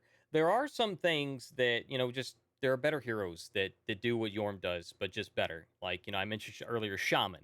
Shaman has the bleed, you can set up for the bite, and you don't get a shit ton of revenge off of that. Jorm is focused on bashes, and that is something that gives a shit ton of revenge, especially if you have more than a couple of revenge flags on. So that's something that you really have to pay attention to. But Jorm does have opportunities to shut some stuff down. And most of that's in a 1v1 situation, though, whereas you don't have as much opportunity to kind of mix things up. But in a 1v1 situation with like a Hitokiri as an example, if a Hitokiri, if you're reading that they're feinting those kicks, if they're looking to feint their kick and they're holding their kick and they're not letting the kick go right away, if you react to that with a neutral grab, you're shutting that shit down. That's one of the rare situations where Jorm can actually kind of change it up and kind of shut down some aggression and some offense, things of that nature. Like if a Black Prior is throwing out the unblockable from all block, as an example, you can just grab them so that they're not trying to, feint that into something else or try and bait out a parry or something like that. You can kind of slow that down and shut them down and maybe even punish them off of that. So those are like some very rare situations where Jorm can come in handy. But again, that's like the 1v1. That's like 1v1 situations. There's not a ton of group fights where he can add a lot, or where they can add a lot to the fight without an actual somebody else setting them up, getting this, already getting their stamina low, and then the Jorm jumping in and trying to get that hammer punish where you can actually see some serious big numbers. But of course, again, Raider, if there's an out of stam off a Raider and there's a wall nearby, boom, you're getting, what is it, 80? I think it's 80 damage. No, 90, 50 and 40. Yeah, 40 damage, and then the unblockable combo unblockable is 50. So you get the 90 damage off that, where Jorm can only get a max of 80 off of unblockable heavy from the 30, and then 50 off the actual hammer slam. But that's really difficult to pull off, too. So you got to just other heroes that do it better. It was interesting to see how it was utilized in comp, and I saw that Sorry, I keep noticing like there's some flickering on my internet, so I apologize. I don't. You guys probably aren't noticing, anything different, but I'm being self-conscious of it. Um, so I noticed that there was a lot of usage of Psy more as a like a stalling tactic or somebody who's kind of hanging out in points. They moved around a little bit. They obviously the wave clear is not very strong, but I thought it was interesting how they brought it to competitive and was still able to go all the way to losers finals before they swapped out the Kinsei with Jormungandr and still perform, pretty well, all things considered. I mean, you're playing Jorm and you're doing a pretty good job of jumping in only when you had to. So, anyhow, thoughts on well, from what you guys did see, what were your thoughts from the gameplay and in general? Now that we've kind of seen him in competitive, comparing him to other heroes and how you might see this, if at all, in the future. I'm gonna go with Treejak. Uh, even though I don't think very highly of it because, like you said, there are characters that just do what George does but better. I think the only thing George really has is he amplifies normal ganks a lot more. So what Size team had is they had a Raider George, and if a Raider charged you, they get 95 damage off of it every time. And it's a lot of damage for just one charge that you don't need to hit a wall with. But I think that's the only real thing. I mean, George can be a mid harasser because the bashes do pause stam for a good while. Mm-hmm. Other than that, if there was more practice against it, I don't see it being a play at all. I think it's interesting you point out it being a mid lane harasser because you mentioned the bashes, pausing stamina, and I think that it's something that I could see being utilized to revenge lock or not revenge lock, but kind of stall out revenge too. That's one of the benefits of having a Yorm on your side. If you can actually get them started with punch or with grab, you can kind of stall out some of the revenge when somebody's already in revenge. But of course, you probably also fed the team said revenge, so it's kind of a like a double edged sword in that regard, where you could stall them from the revenge, sure, but you've already you probably were the ones that actually fed it. So, Yeah. anywho, If there was a better way to get the knockdown for the slam without feeding revenge or needing them to be out of stam to do it, I think he would be better. Just a bit better. He'd be more of a gank, but that's all he would really be like if because you're his 1v1 is pretty lackluster. I you know I kind of I disagree with that a little bit. I think he's got more in 1v1s than I think a lot of people give them credit for, but it's something that you really like you have to be on point. Like you can't make any mistakes at all, whereas other players or other heroes can make mistakes and you can still kind of come back from that. Yeah, he has a place in 1v1, but he doesn't, as long as you don't go out of stam, the character doesn't really have pressure besides his unblockable. And once you really like practice against it, it'll become pretty easy to react to once it's let go or not. It's one of those characters that if you don't attack against it, it's not a character, but if you do, it is a character. Hmm. That's that's actually a pretty good perspective on it, to be honest with you. Yeah, if you don't attack against them, there's not a lot of pressure because if you throw a light or you throw a heavy and Yorm gets a parry, you can get punched. And I've been informed, and I haven't personally tested this, but I've been informed that because you get the confirmed light after the parry punch. I know you get the confirmed light. Um, in most, if not all, situations. There might be more like one or two exceptions that I can't think of offhand. But you instead of getting the confirmed light, I've been informed that you can actually get the confirmed neutral grab immediately after it. I think the timing is probably on that going to be really tight, but that's something I think is really interesting. That you could put a lot of I think that's like it's probably 70, somewhere around 60. I think it's 60, like 60 or 70 stamina damage. That's quite a bit. That's quite a bit. But yeah, still, like you said, that requires somebody to attack. Yeah. So.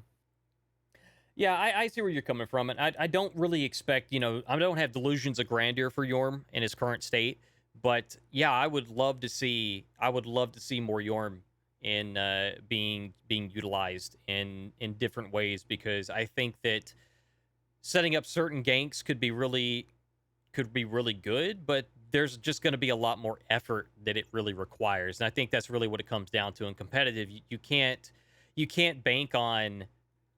You can't bank on just doing everything 100% right. Mistakes are going to happen here and there. There's things that you're not really expecting, or from a certain team that will happen. There will be there'll just be a lot of stuff that just takes place that you have to leave room for for error on. And Yorm has like zero room for error. There's no mistakes. That's why I really only see him as a mid harasser, because even though he does have body count, it's just it's bad. his unique tier 1 is just too good. Just because 10 health per landed bash, it's pretty good. Yeah. But the stam drain and also minion corpses also really help George in mid, just for how bullshit they are. So.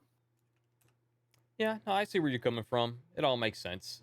I appreciate your feedback on that. Boogie, what are your thoughts on Yorm and competitive now that we've kind of seen some gameplay? What do you have to add to that? I mean, I think it was an interesting pick for that team, because he's still new enough. I mean, he's been out long enough, for people to get used to him. But I feel like in competitive play, I don't think many people were like scrimming with him, for instance, and like using him seriously. So it was kind of like a surprise. Kind of a ringer in a way. Yeah. Just and the hero's clunky. He's not great, obviously, like from an objective standpoint, but he's just like super awkward to fight. Like one or two parries, because you don't feel like you want to pressure him, because it always feel like he has like in neutral, he doesn't really feel like he has that much recovery. Like it always feels like he can press a button, whether that's like a bash or something. So like you really don't ever feel inclined to attack him, and if you do, you're going to be out of stamina fast, and then it just gets awkward. And if he's like lurking on your off guard, it's also obnoxious, because like the bash animation is pretty subtle enough that it can cause some problems. It's just that like the issue is that like you can't even gank off of his bash, because it happens so quick, and the stun afterward isn't long enough. So it's not like a normal like Black Prior gank where you just heavy off of the bash, right? Like you can't even do that with Yorm. But I feel like the out of stand pressure is enough to make it awkward, and I think the fact that they got that far with them kind of proves that. But I think as time goes on, like as Treejak was saying, he's going to become like less viable.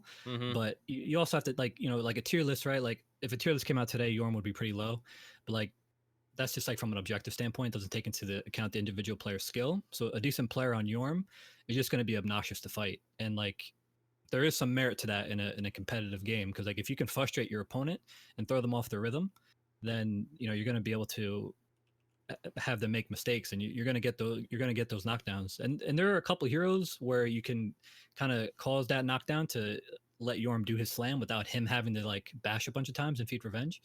So I think he's definitely going to continue to fall down the pecking order, but I think he's awkward enough to be to be useful, at least in this tournament. I mean, who knows as time goes on. But so basically what I'm getting from this is that I'm going to piss a lot of people off with this joke. So basically what I'm getting is that North American players just aren't good enough to react to Yorm. That's why he was viable in that tournament. Is that kind of the gist of it?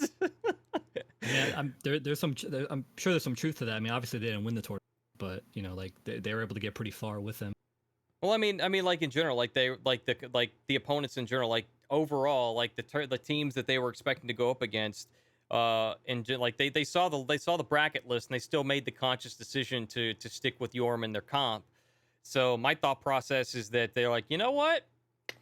we think we can overcome. We think that they're just gonna they're gonna fuck up, and we're gonna capitalize. We're gonna hammer slam in their face, and it's gonna be a good time. So that's that's what I'm getting is that it's not EU. We don't have to go up against UDDA. Ah, fuck them. We're gonna play Jorm. Who gives a shit? That's that's what I imagine the comms were beforehand. That's something like that, and that's no disrespect to the North American region. Don't take it as don't misunderstand. Don't get upset. Don't flame me. I'm just making fun. I'm just taking a jab at you. It's fun. It's I mean, fun. they could have built around that as well. Like, they probably went in knowing that they're going for a while, and like they were probably like, we're gonna run this comp as long as we can until we feel like like you said, you switched to Kensei, which is clearly a much more viable character. But I mean, I'm sure they kind of built around it because like the feats are even awkward to deal with too. Like, he can heal out, off of his bash. He has the shield off of his hammer slam, and he has the throwable that puts you out of stamina instantly. So like if you're trying to fight somebody else and all of a sudden a hammer comes, it has pretty crazy throw distance too, by the way. Like, yeah, it does. The hammer comes across the map and all of a sudden you're out of stamina now. Like that can make a swing. And as well for the tier 4, like, the tier 4, I mean, he can only get one slam, but you can knock down a few people for your teammates. Like, not the ideal feat, but it's something. Like, that's really what it comes down to. I feel like just like the awkwardness of fighting the hero can move things a little bit, but obviously better teams aren't going to let a bad hero go too far. So I'm being informed that the team that ran that, the UU gang, they would have ran that against the EU teams. The main reason for the decision to swap to Kensei was their sub that they had. I knew there was a sub somewhere. They had a sub that was not comfortable with playing Raider, so that's why Sai went over and swapped to Kensei for that for that last couple rounds, or last couple round of matches. That is, so that makes sense. That makes sense. So, but yeah, no, that was all in the interest of fun. I appreciate the clarification on that. That's really good insight to have, and I like to hear the behind the scenes of that. Good stuff. So, but yeah, Joe. But here's the thing, though, guys. Listen. Here's the thing. Okay. Here's the thing. I just wanted you to guys know that I think that Jormungandr is the greatest hero for competitive. Now, hear me out, okay? Hear me out. He's got a big, sexy hammer. He's got a big PP punish, and we all know the loudest in the room is the real winner. All right, and they have the yelling part down. Okay, so Jorm is S triple plus tier by default, and the hammer makes him an automatic 6 in the sexy scale. By the way, so that if anybody was curious about that, I just would let you know where I stand. Okay. But yeah, jokes aside, though, guys, I'll like to say, to recap all this, I can see some potential for Jorm in comp, but it's something that I think we all agree that it's just it's like an uphill battle. You really have to work really, really hard. But I like the insight with Treejak with utilizing him as a like a kind of a mid harasser. I do like that idea. I sometimes will go to I'll sometimes utilize him in mid, but his mid clear is kind of terrible. But he is good for kind of stalling out people on points or on but like in mid lane for especially. I agree with that 100%. That was really good insight on that. So moving forward, is there anything you guys would like to add in regards to final thoughts on Jorm in competitive, or do you just think that players should just give up on it and pray to the Ubi gods for buffs? If they want to go for it, go for it. If you don't want to like go serious into comp, if you can make it work, all the better to you. But if you want to go serious, I would suggest just dropping it until it gets buffs. Yeah, I mean, if you're going in with the low tier hero, you're eventually going to hit that ceiling where you're going to need a little bit extra to compete at the highest level. So I feel like I'm sure Jorm can some problems, but eventually you're just gonna get found out. Like the flaws of the character are gonna hold you back from reaching your potential. So basically what I'm hearing is that if you play Jormungandr in competitive, you are a low tier Gauze among men. Yeah. I think so. Yes. I think so. Yeah, you guys liked that, didn't you? Checks out. All right, so just to reintroduce everybody to the cast, I'm your host Norgoz. This is the Weekly Warcry. We do this every Friday at 7 p.m. Pacific. Glad you guys joined us live. Really do appreciate the love. Live is where it's at, right here on twitch.tv/Norgoz. That's NORG0Z, NORG0Z. Proper spelling is on the screen, but on Twitch, I had to put a 0 because somebody had the bright idea that they were going to take the name before I got it. But let it be known, I am the only Norgoz in the world. I had it and everywhere else but here. Everywhere else but here before them. Let's just be clear about that. I'm actually still really upset about that, by the way. But in all seriousness, though, testing grounds are coming up, and we're going to get to that here in the next segment. But what I want to tell you guys is that last week I want to shed some light on something that I started to do as a series, and it's called the Community Spotlight. The Community Spotlight is where I take somebody from the community, be it a content creator, be it a player, be it somebody that's a creative individual that creates artwork and things of that nature, from wherever it is that they are, Twitch, YouTube, Twitter, so on and so forth. And I shed light on things that they do for the community. That is what the Community Spotlight is. Last week, we shed light on Mr. Kyle. For the way that he is he's an example of what all of us can be. He's a casual player that's just went into the competitive scene. They actually performed pretty well for their first debut into the competitive scene. You also have everything that he does in terms of like reaching out and with other content creators on Twitch, on YouTube, and he makes he hangs out with other creators and their individual audiences and communities as well. Really overall down to earth and humble guy. He's an entertainer through and through, but he makes relationships with everybody, right? I don't want to make this whole thing about a recap, but for those of you that have not seen it before, so that's what's going on with that. And Lollychul was the other one that we highlighted last week, and Lollychul is an awesome individual. She's got a great attitude. She doesn't take shit from nobody, by the way. She does some dank, chaotic customs, and makes it a really fun time, kind of a party atmosphere. Really good individual. That she actually takes the time, and this is one of the things I think is really important, that she actually makes it a point to try and hang out with everybody in the Twitch directory in some way, shape, or form. It's something that I personally can greatly appreciate, and those are the kinds of things that I look for when it comes to the Community Spotlight. What do you do for the community? I know that there's a lot of people that we can add to that pool. There's a lot of really big names that I know some people will come to fruition and say, this has got to be, this got to be somebody, and so on and so forth. My DMs are open if you want to suggest someone. But don't just spam my chat with all of it, all the suggestions, because it'll just take away from whenever I do put them in. This week, I do have a couple of people. I do have some people that I considered for the Community Spotlight, and I'll be honest with you guys, it's something that I haven't been able to make a decision on the Community Spotlight for this week. So what I could do is just say fuck it and do it live, and say, well, you know what, we're gonna go ahead and put a spotlight on Norgoz's dog. Because he's a fantastic individual. He doesn't bark when he's told not to, and he's an overall good boy, good doggo. But I don't have a dog, so that wouldn't work.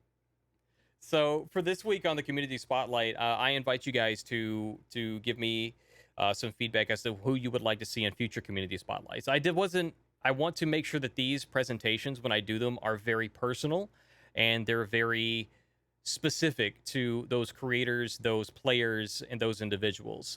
And I haven't been able to put together what I thought would be a very personal presentation for somebody for a Community Spotlight this week. Like I could highlight Boogie for the same reasons that I highlight Mr. Kyle, but I feel like that would just be half-assed. So, that kind of stuff. So that's something that I want to make sure that I'm very personal when it comes to. Also, Boogie's on the show. I can't fucking stroke his ego like that. You know what I'm saying? I can't stroke his ego by having him on the show and then making him, the Community Spotlight of the week. So for political reasons, I just simply can't make him this week. So maybe in a future episode we might highlight I the should have light just bookster. declined the invite. I should have said, no, I'm not coming. just said, like, you know, and I've been trying to figure out exactly what more I want to do with the community spotlight. So I'm also asking you guys for feedback as to what you want to see when it comes to the spotlighting. You know, do you want to just hear stories of what people do? Do you want to see little clips from their highlight reels or something like that? Do you want to see pictures of their dogs? Do you want to see, you know, what do you guys expect when I say community spotlight? And you know, from what I gave you guys last week, what are the things that you guys would like to see?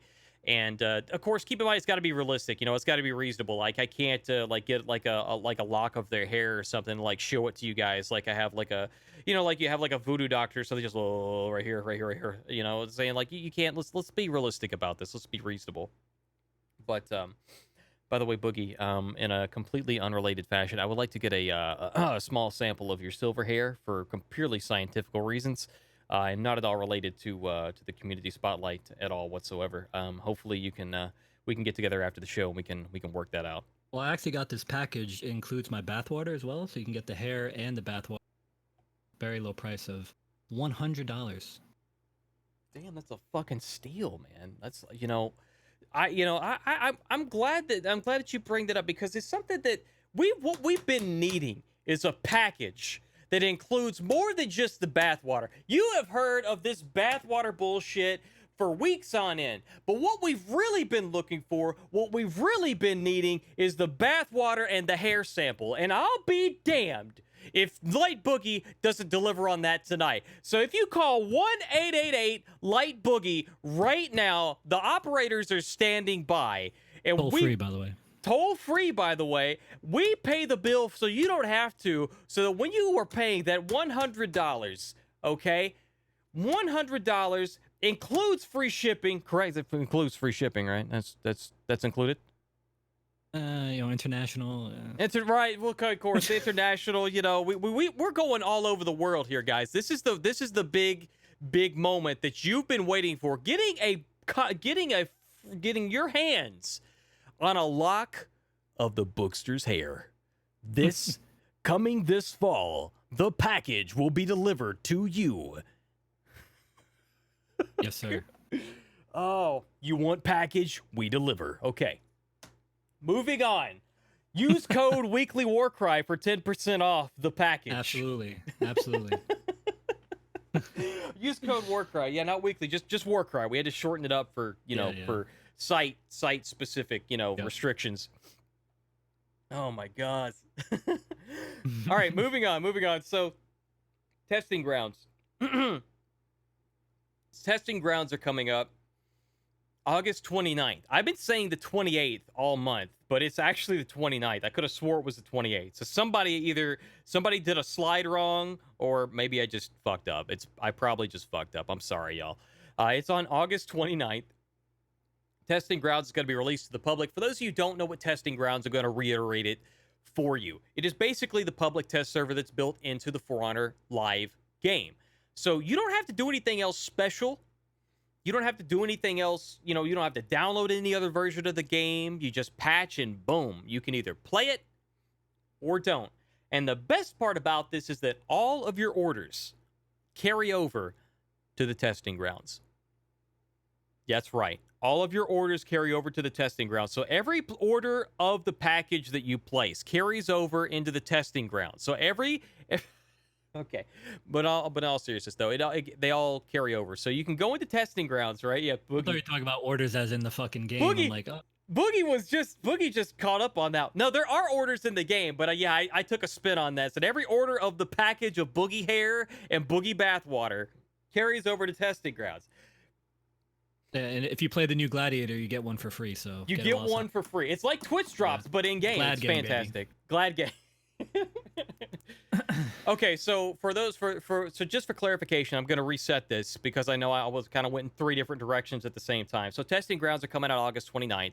And then one of the best things about it is that all of the orders that are in the game for Steel and XP will transition over to the Testing Grounds. So anything you do in in live game versus Testing Grounds, you can do it however you want to. Your orders carry over, which is awesome. There's proposed changes for Centurion, Gladiator, and Warlord. That's from largest to smallest, by the way, guys. Wait a minute. That's weird. Okay. I just fixed something. Okay, so we're good. Testing grounds, the reworks and changes, including, the largest Centurion, kind of a rework. You've got Gladiator that has some changes. I would still consider that kind of a rework in a way. Actually, just more like slight buffs, I guess you could say. Warlord's just some small changes. Not a huge thing to write home about, right? And so we've got testing grounds. There is a video you can watch. You can go directly and see. I'm going to put this. Okay, I'm going to put this as a link in the live chat, and if I remember, I'll put it to you guys on YouTube in the description. Here's a secret. I probably won't remember this. I apologize in advance. Just type in For Honor Testing Grounds patch, and you can read everything. This is now ASMR. But they're intending to run this phase of testing grounds until September 12th, unless there's technical difficulties. So keep that in mind. These are all proposed changes. I'm going to go over a little bit of some of the changes that are going over Centurion, so we have a basis for the discussion. We have Centurion. So Centurion, the charge heavy opener, the damage, the charge strike's been is up to 30 damage instead of from 25. Charge portion is now between 300 to 500 milliseconds instead of 200 to 600 milliseconds. So they sped up the cap of that. So if you fully charge something, it's 500 ms a total. But it's going to start flickering unblockable later. Guard break and vulnerability now begins 300 milliseconds before the strike. Maximum charge hit recovery. You know what? I'm going to go to the Reddit version of this, because the Reddit version of this has pictures, and I like pictures. So if you guys don't see wait, where's the Reddit version? It's gone. It was on my phone, damn it. I must have closed Reddit. There's a Reddit version of this if somebody went into Paint and set all this up, right? The maximum charge strike can now be feinted and can now soft feint into guard break. You've got the charge hit recovery duration for a bound opponent is now 766 ms. It used to be 1300 ms. So now there's not, you're not stuck. You're not stuck in that animation forever anymore. But you can no longer soft feint into guard break when out of stamina, which is kind of a thing that I think should be kind of a standard, right? God, there's so many changes. You know what? Fuck it. I'm not going to go through all this because I forgot how many changes there actually were. Actually, no, there's a couple other things we can go over, and then the rest is all this other bullshit. Eagle's Talon does 45 damage instead of 35. The jab combo, this is one of the big ones. The charge portion is now 800 ms from 600. No longer binds an opponent who's in revenge, and maximum punch now has further forward movement to try and catch somebody who might be trying to dodge backwards. Which is pretty good. You can actually feint the jab now. You can charge up the jab, and so you can actually try and push somebody into dodging, right? And try and catch the dodge. All right, so that's Centurion. I think that there's a lot of good stuff that's in there, but the hero is in a lot of still going to be similar, but they're trying to minimize the cutscene versus. A little less cutscene and a little more mix-up intensive. What is your initial thoughts on these rework changes for Centurion Tree? I wasn't really much of a Centurion player, but from what I'm seeing, they look okay. I would have to really see how it plays in-game. So there's some things that they might look good, but they'll be completely terrible. So I can't exactly say how good it'll be, but they look okay from the patch notes. Okay. That's the best I can give for that. I completely understand. It's hard to remember everything that I just read it all, or the majority of it, and even I'm like there's a lot of shit that went into that.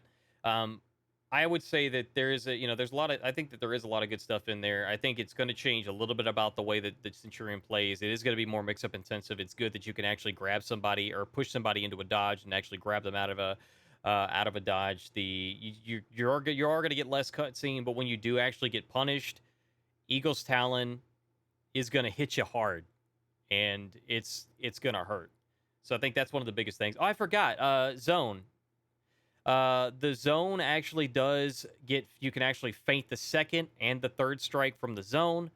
The feints do cost 10 stamina, and that's actually one of the big things is you can actually feint it. But the damage has been nerfed to 17, 17, 17 from 25, 25, 25. So that's kind of a big deal on the zone, which it's still a 3-hit zone, you know what I'm saying? But it is what it is. All right, so moving forward to Boogie, what are your thoughts on? And I didn't read even, you know what? I say that I read most of it. I didn't. There's so much on Centurion that just that's the Yeah, majority no, of what it is. There's just I so think much. I think the punch mix up is gonna be a lot to deal with, to be honest.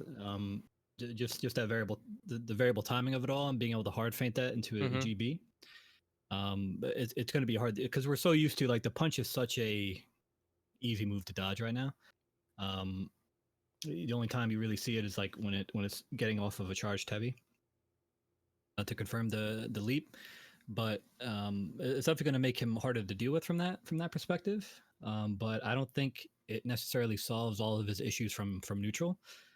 His kick still doesn't seem to have any changes, so he's not going to have, aside from like just throwing heavies as Sens do and trying to get into the punch, he might not have as much going for him in neutral. But it's a test, so maybe some more established scent players can give some good feedback to try and keep him going in the right direction. But and some of the underrated changes too, I mean, other than the feintable zone, is the feintable unblockable. I mean, that's long overdue. But like, it's not going to be quite as good as like the heroes that can charge their fully charged heavy into an unblockable, because since neutral charged heavy is still not an unblockable, so he does have the variable time heavies on like the guard, but like he's going to have to access the heavy in chain to have that unblockable pressure. But I think it's going to help him out in 1v1s. It probably makes him slightly worse in 4s in a weird way, but we'll see. I'm not much of a scent player either. I play the other Roman, as you know, but I hope, similar to like Lawbringer, I feel like these heroes that have like such a like cult following, like the memes, the Reddit memers, like it's always hard to like meet the expectations of those people. Like, everyone was crying for the Lawbringer scent rework, so it's just like a lot of expectation that I hope the dedicated scent players are happy, or at least feel like it's going in the right direction. I think so. I think so too. I think it is a step in the right direction of making him a little bit more playable, as opposed to just heavy guard break, heavy guard break, heavy guard break, punch, charged up heavy, eagle talon, fuck you cutscenes.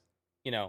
I mean, he's still gonna do that, but now he's just gonna have like a more genuine like mix up, because I mean the neutral punch was pretty useless. Like it would hit sometimes if over the course of a match, but more or less it's just like a free dodge attack, or just an easy dodge. So I mean, it's definitely gonna make it better, because the first, like, give you an example, like the first time you're gonna get hit like with a charged heavy, like say you get wall splatted, right, and they give you a charged heavy and they start charging up that punch, you're either gonna like sit there thinking like, oh wait, this is free, or you're gonna like dodge too early and just gonna get guard broken again and then thrown back into the wall. So like it's gonna be pretty scary. So definitely gonna take some getting used to.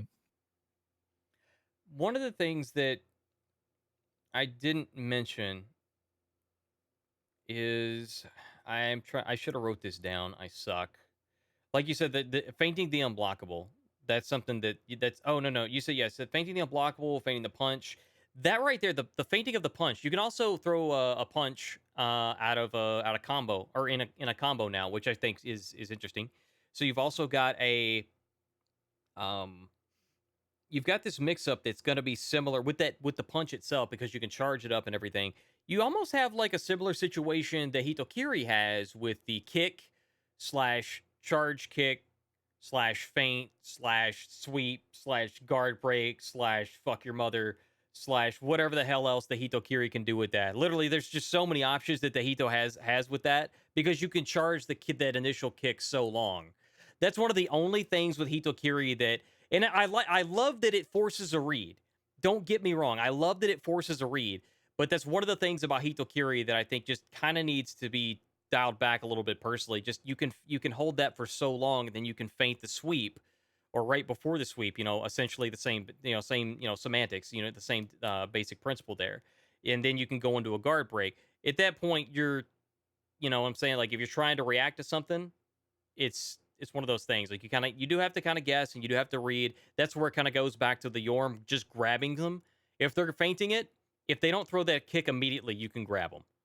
So there is the whole read aspect of it, and I like that. But in some ways, I think that they can hold that for too long to be able to actually feint that. You know what I'm saying? I think if you're holding a kick so long to where it's going to start the sweep animation and you can feint out of it, that to me is like, I think that's meh. So I think Centurion's getting into a similar situation where Hito is, where you've kind of almost got a similar situation where you're gonna get hit by the punch, you might get a follow up, or you're gonna charge the punch, and then it charges for for so long. What was it, like 800 ms? I think it was. Charge portion is now 800 ms from 600 ms. Yeah, so the jab 800 ms. That's a lot. That's a Jormungandr heavy. That's freaking forever.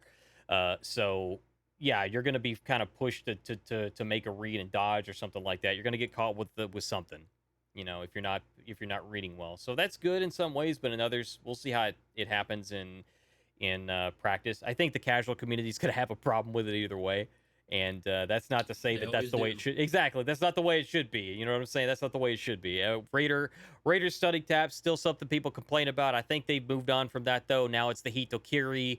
And I think our Hito and our Amusha are both getting some hate right now because you're forced to react to what they do. And even myself sometimes, if I'm tired and I'm worn out, I'm having trouble with the Aramusha myself. You know what I'm saying? I'm not perfect.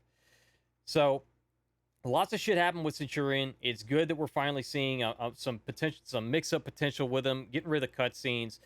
Developer commentary essentially states that Centurion has generally been fun to play as, and that the charged heavies and jabs feel extremely powerful.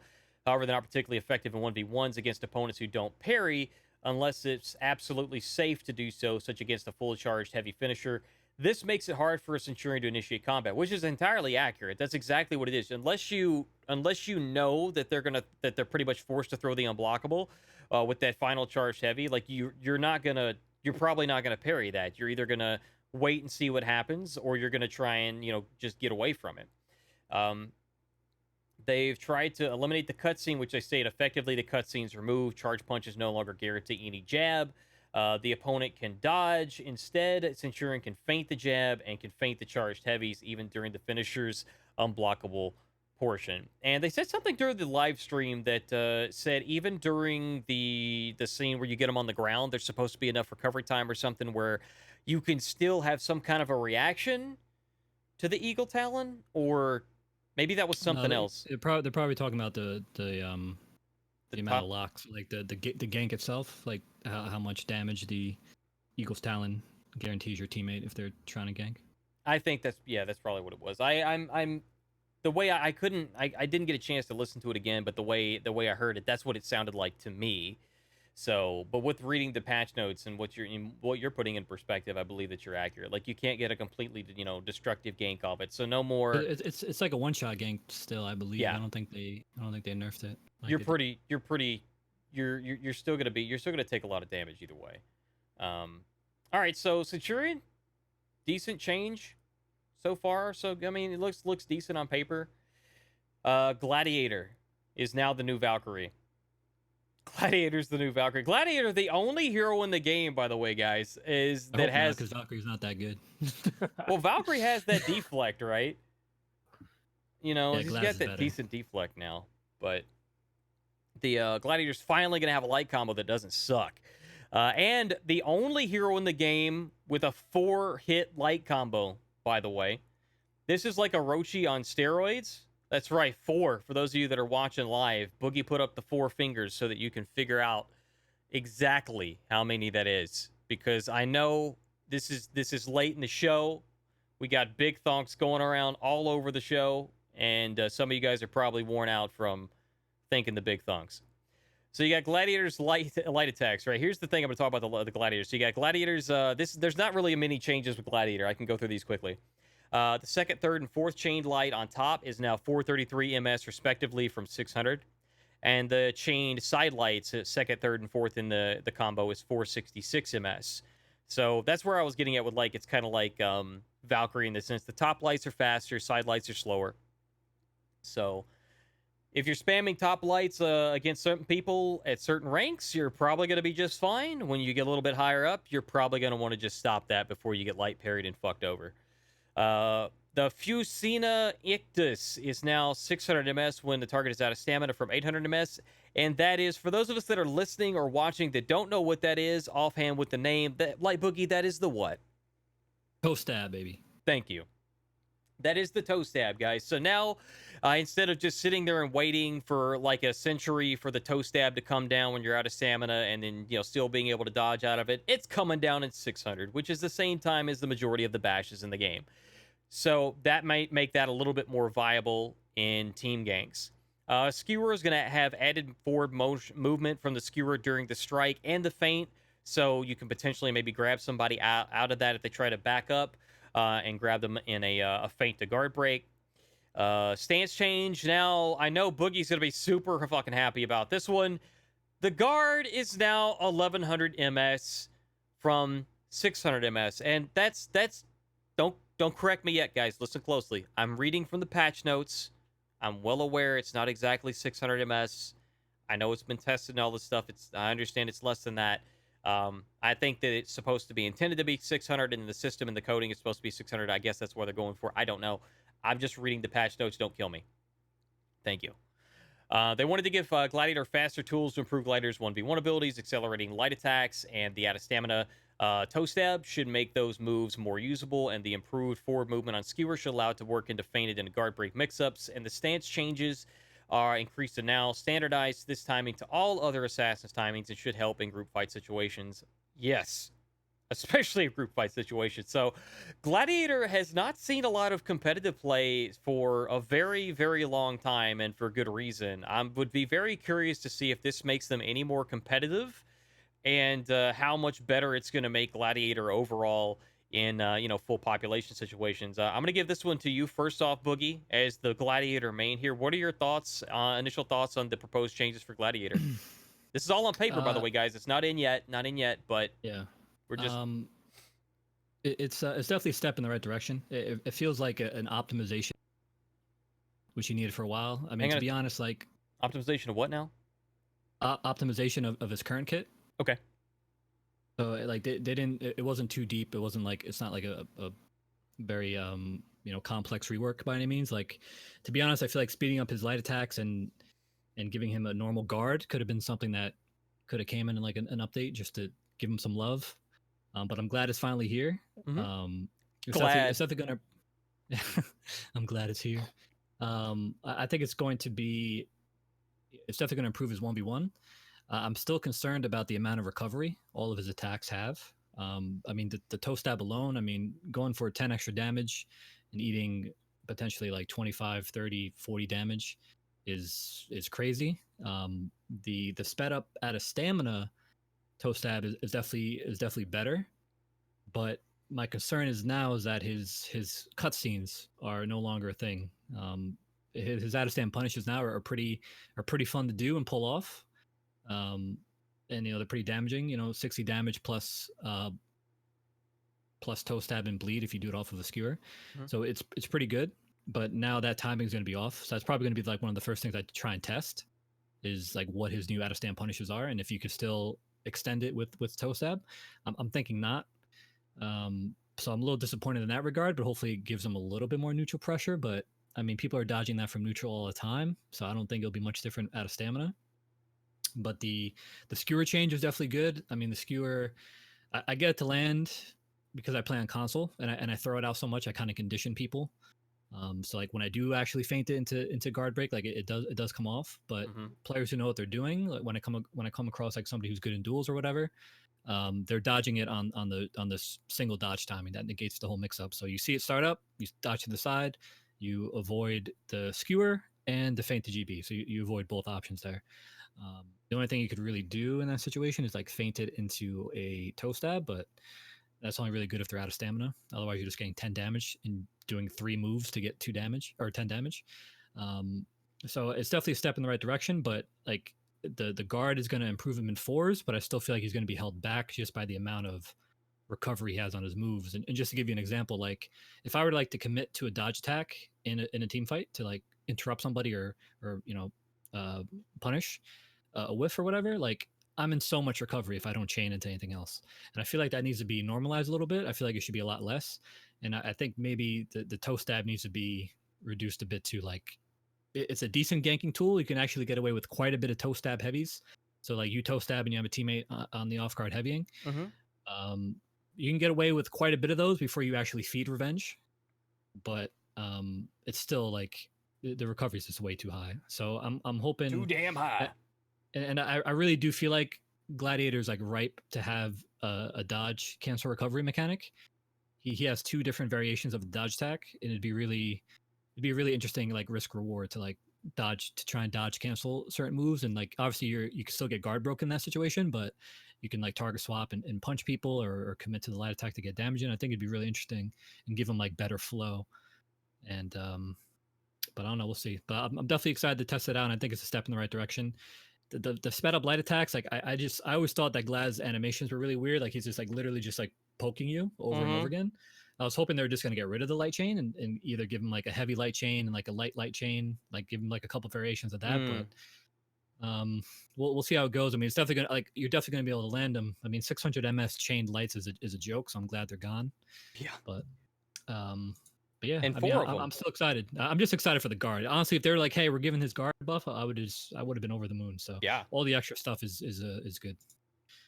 I think that it's going to add some pressure to his kit, with being able to get the extra forward movement from skewer and the extra fast toe stab, the enhanced, not the enhanced lights. I'm sorry. I was going to say enhanced lights, but that's a different terminology. That's not what I'm looking for. What I was going to say with enhanced is like improved light speed. I think that's going to add a little bit of a pressure, but I think you're right. You bring up a really good point with the lack of heavy light combos. Kind of hurts him a little bit, but he's got a lot of other things you can do. Like you can basically follow up almost any attack with a toe stab, and in a lot of cases, it's or skewer. Yeah. That's why like that was always interesting about Glad. Like he has like chain like things to extend his chains, and before I'll get off my soapbox, but the one other thing. His fucking run speed, man. It's atrocious. Like, it looks like he needs to take a shit. He's running to the toilet. And fucking Black Prior's faster than him. Lawbringer's doing fucking circles around him. And I had enough, dude. All right? He's a fucking assassin. Give him run speed so he can rotate and be more useful. Ouch. And he doesn't even he looks like he needs to take a shit, like when he's running. Like he's digging into the ground. Like, I don't understand what this man is doing. You know what I mean? Oh, God. Jesus. Oh, God. Had enough. So Nuke if you're out there. We appreciate you, man. We do. All right, that's enough. That's enough for me. Let Tree talk to the people. Oh, Treejak. I don't know how you can follow that one just for taking the whole. That's gonna be a hard one to follow. But what are your thoughts, my man? Well, and if you could talk to the competitive aspect of that, do you see it being any more viable at all as well? Please do. It is in the right direction on where it needs to be. The guard change is the big one for him normally because the survivability for him in 4s is very low just because he has to reapply guard every time he sees an indicator, and if he doesn't do it enough, he eats too much damage. And I don't think his viability in 4s will come up too much just because he's basically the same in 4s besides his guard. The toe stab being 600 while out of stam is good, but you normally just gank with the toe stab while they're in stam anyway. It's not going to really change. And there's no reason for them to really go out of stam when they're being ganked unless you run into it. The recoveries is a big thing too. Having high recoveries in 4s hurts a lot. That's why like a lot of Kenseis, you don't even throw your finishers because if you do, there's a good chance you're losing half your health if you don't have a teammate around. So with Glad, that's a big deal there. The lights are good for interrupting things, especially if he target swap lights. He can interrupt things a lot better. But the main thing about the lights is I can't wait for the light spam outposts. Yeah. Yeah, that's gonna be the big They're one. common, baby. I think people already have them in their drafts. They're waiting. Oh yeah, They're just waiting. There's op-eds for the New York Times being printed right now. Like, you guys heard of Fortnite? There's this other game that sounds similar to it called For Honor, and these guys are just, not only they're not taking showers, they're staying inside their house for 3 months at a time. They're also now playing heroes in a game that are clearly constipated and throwing out attacks that are completely unreactable by AIs that we have created behind the scenes. This is the breaking news that everybody needs to pay attention to, because look out, Fortnite, with your $3 million tournaments. Here comes For Honor, and they're gonna fuck you hard with light steel, baby. They're gonna fuck you hard with their light spam and their steel, baby. Holy shit! Oh my gosh, I could, but man, no, really, though, it's. I like to have fun here sometimes, but I don't want, again, I give so many disclosures because somebody's going to take something out of context, but really, guys, getting that support in tournaments is a big deal. Don't misunderstand that. We appreciate the hell out of it. I think it's a big deal. Everybody that I've talked to thinks it's a big deal. Some people are still kind of salty about it because they're like, well, why couldn't it be something else? Listen. We're getting support. Sit down and shut up. Just be appreciative. Be appreciative of what we're getting, and then we'll see if we might get something more later. Okay, if you're a good boy, we might pet you a few more times. We might scratch you behind the ears, and maybe it's just the beginning, boys. Just the beginning. It's the tip of the iceberg. Okay, we're that tip of the iceberg meme that somebody put together. You know what I'm saying? Tip of the iceberg. This is what you see all below the surface. You know, it's all this other shit. But sorry, I think I saw somewhere along the lines. I think I derailed you, Treejak. I apologize. Oh, it's fine. Then I also agree about the movement speed that Boogie brought up. He definitely needs a real running speed because rotations and fours is a big deal. Oh yeah. And being 3 seconds late to a gank, it could cost you a game. He doesn't even have a rush feat, does he? No. I didn't think so. I literally used the fucking Galestorm perk just to try and move at a normal pace every once. And that's basically like Fury, right?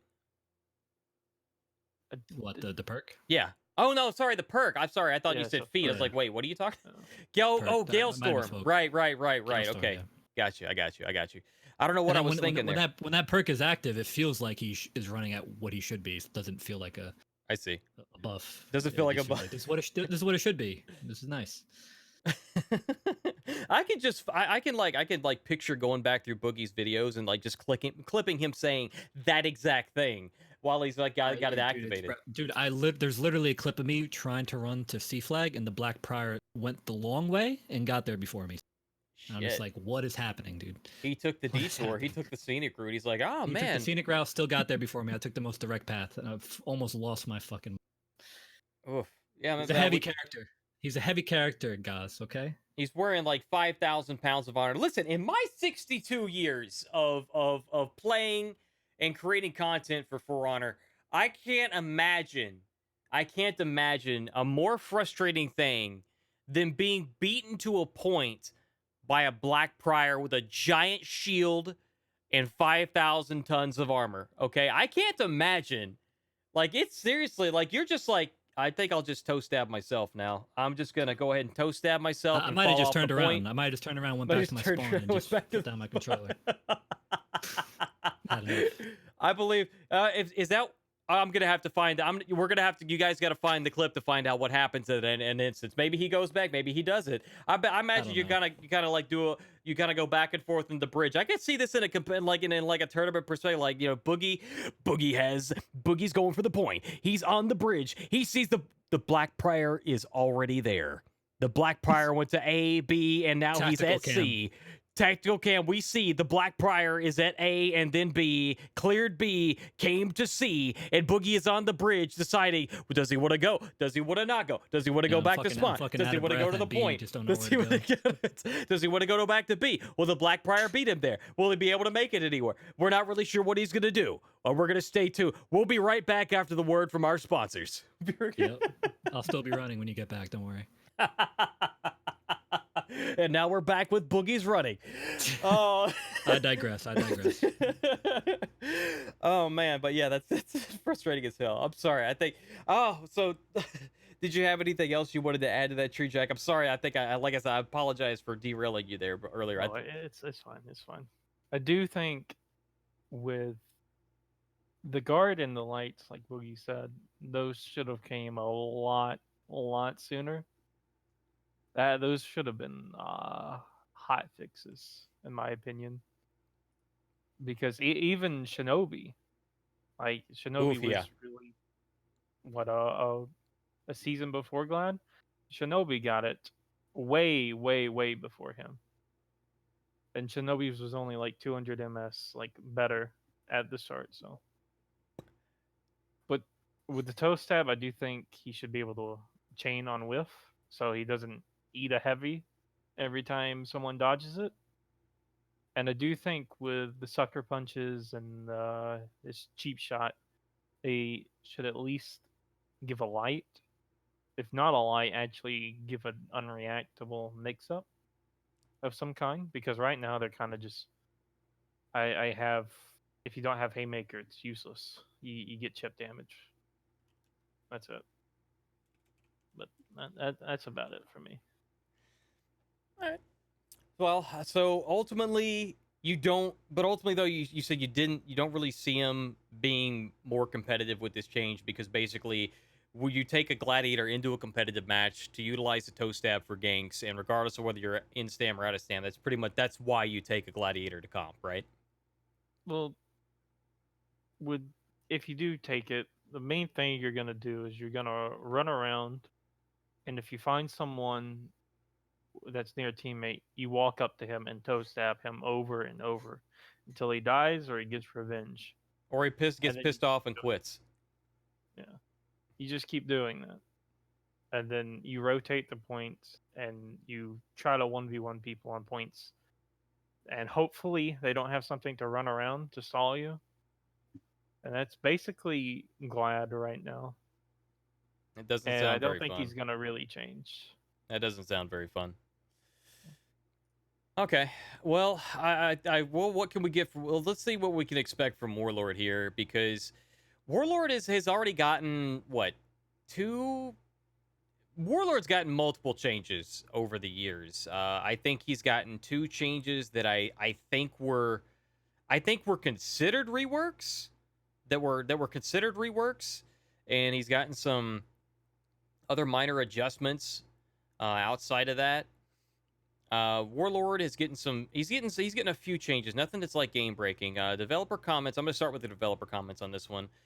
Developer comments were the Warlord's improvements to light attacks should help allow Warlord to use these attacks in mid chain, and help Warlord keep the offensive movement more often. And what they're talking about is that Warlord's lights are now enhanced.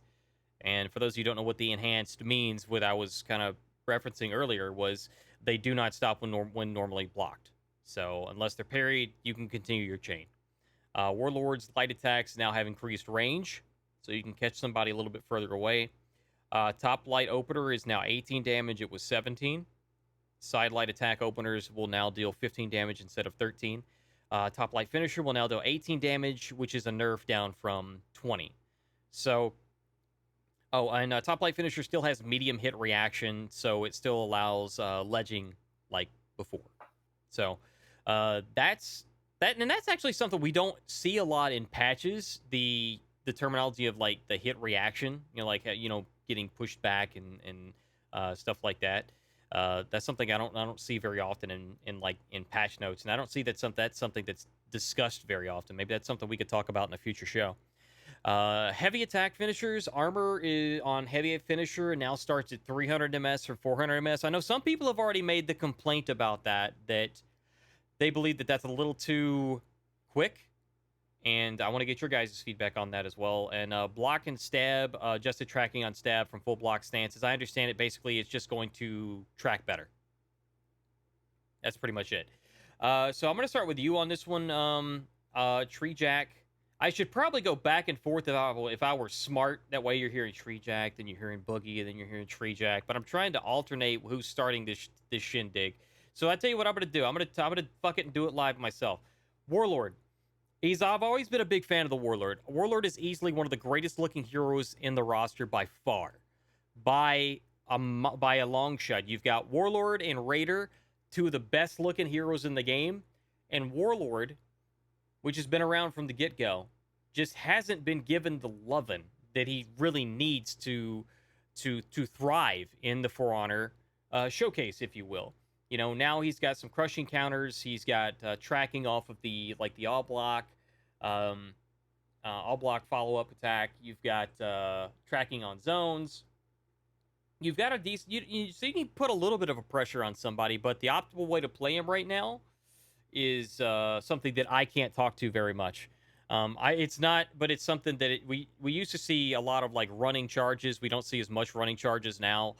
We do see people trying to stand and fight a little bit more, but I fought a Warlord earlier this week that I think kind of fits more of the optimal build, where they're just trying to get the headbutt and the stab, and they're backing up, and they're letting you come in close, and they're headbutting you and stabbing you, and they're backing up, they're headbutting you and stab, which is boring as hell.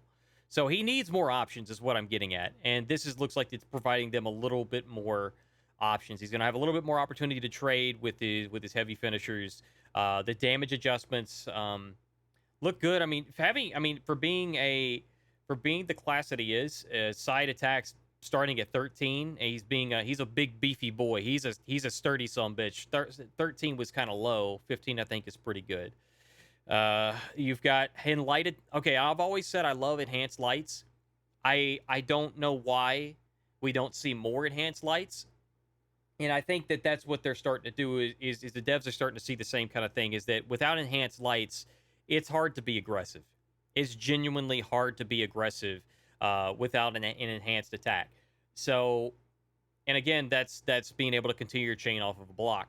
So, like, I did a demonstration one week where, you know, I say, well, if I put my shield up and my weapon glances off the shield, or it hits the edge of the shield or something, it just slides right off. At that point, I could, like, spin around and smack him in the face or something, you know, as a follow-up. Unless my weapon is genuinely sticking to their armor or their shield, and this is kind of looking at realism a little bit, I guess, which I know For Honor's not realistic in most senses. It's unless my weapon is sticking to their shield or their gut or their armor in some way, shape, or form, I should be able to follow it up and swing it somewhere else, or in my offhand, you know, hit them with something else. There's no reason why, and I feel like in a game like this, there's no reason why you shouldn't be able to actually follow up an attack off a block. If you're stopping somebody in their tracks just from blocking them, it's kind of rough. Now, there's unique situations where I can see how that might be a good way to stop somebody, like with an Aramusha or something that has a lot of pressure. That will stop them in their tracks I believe if you get their block. I don't think they have enhanced lights on their combos. I could be wrong. Somebody feel free to correct me. No, you're correct there. Thank you.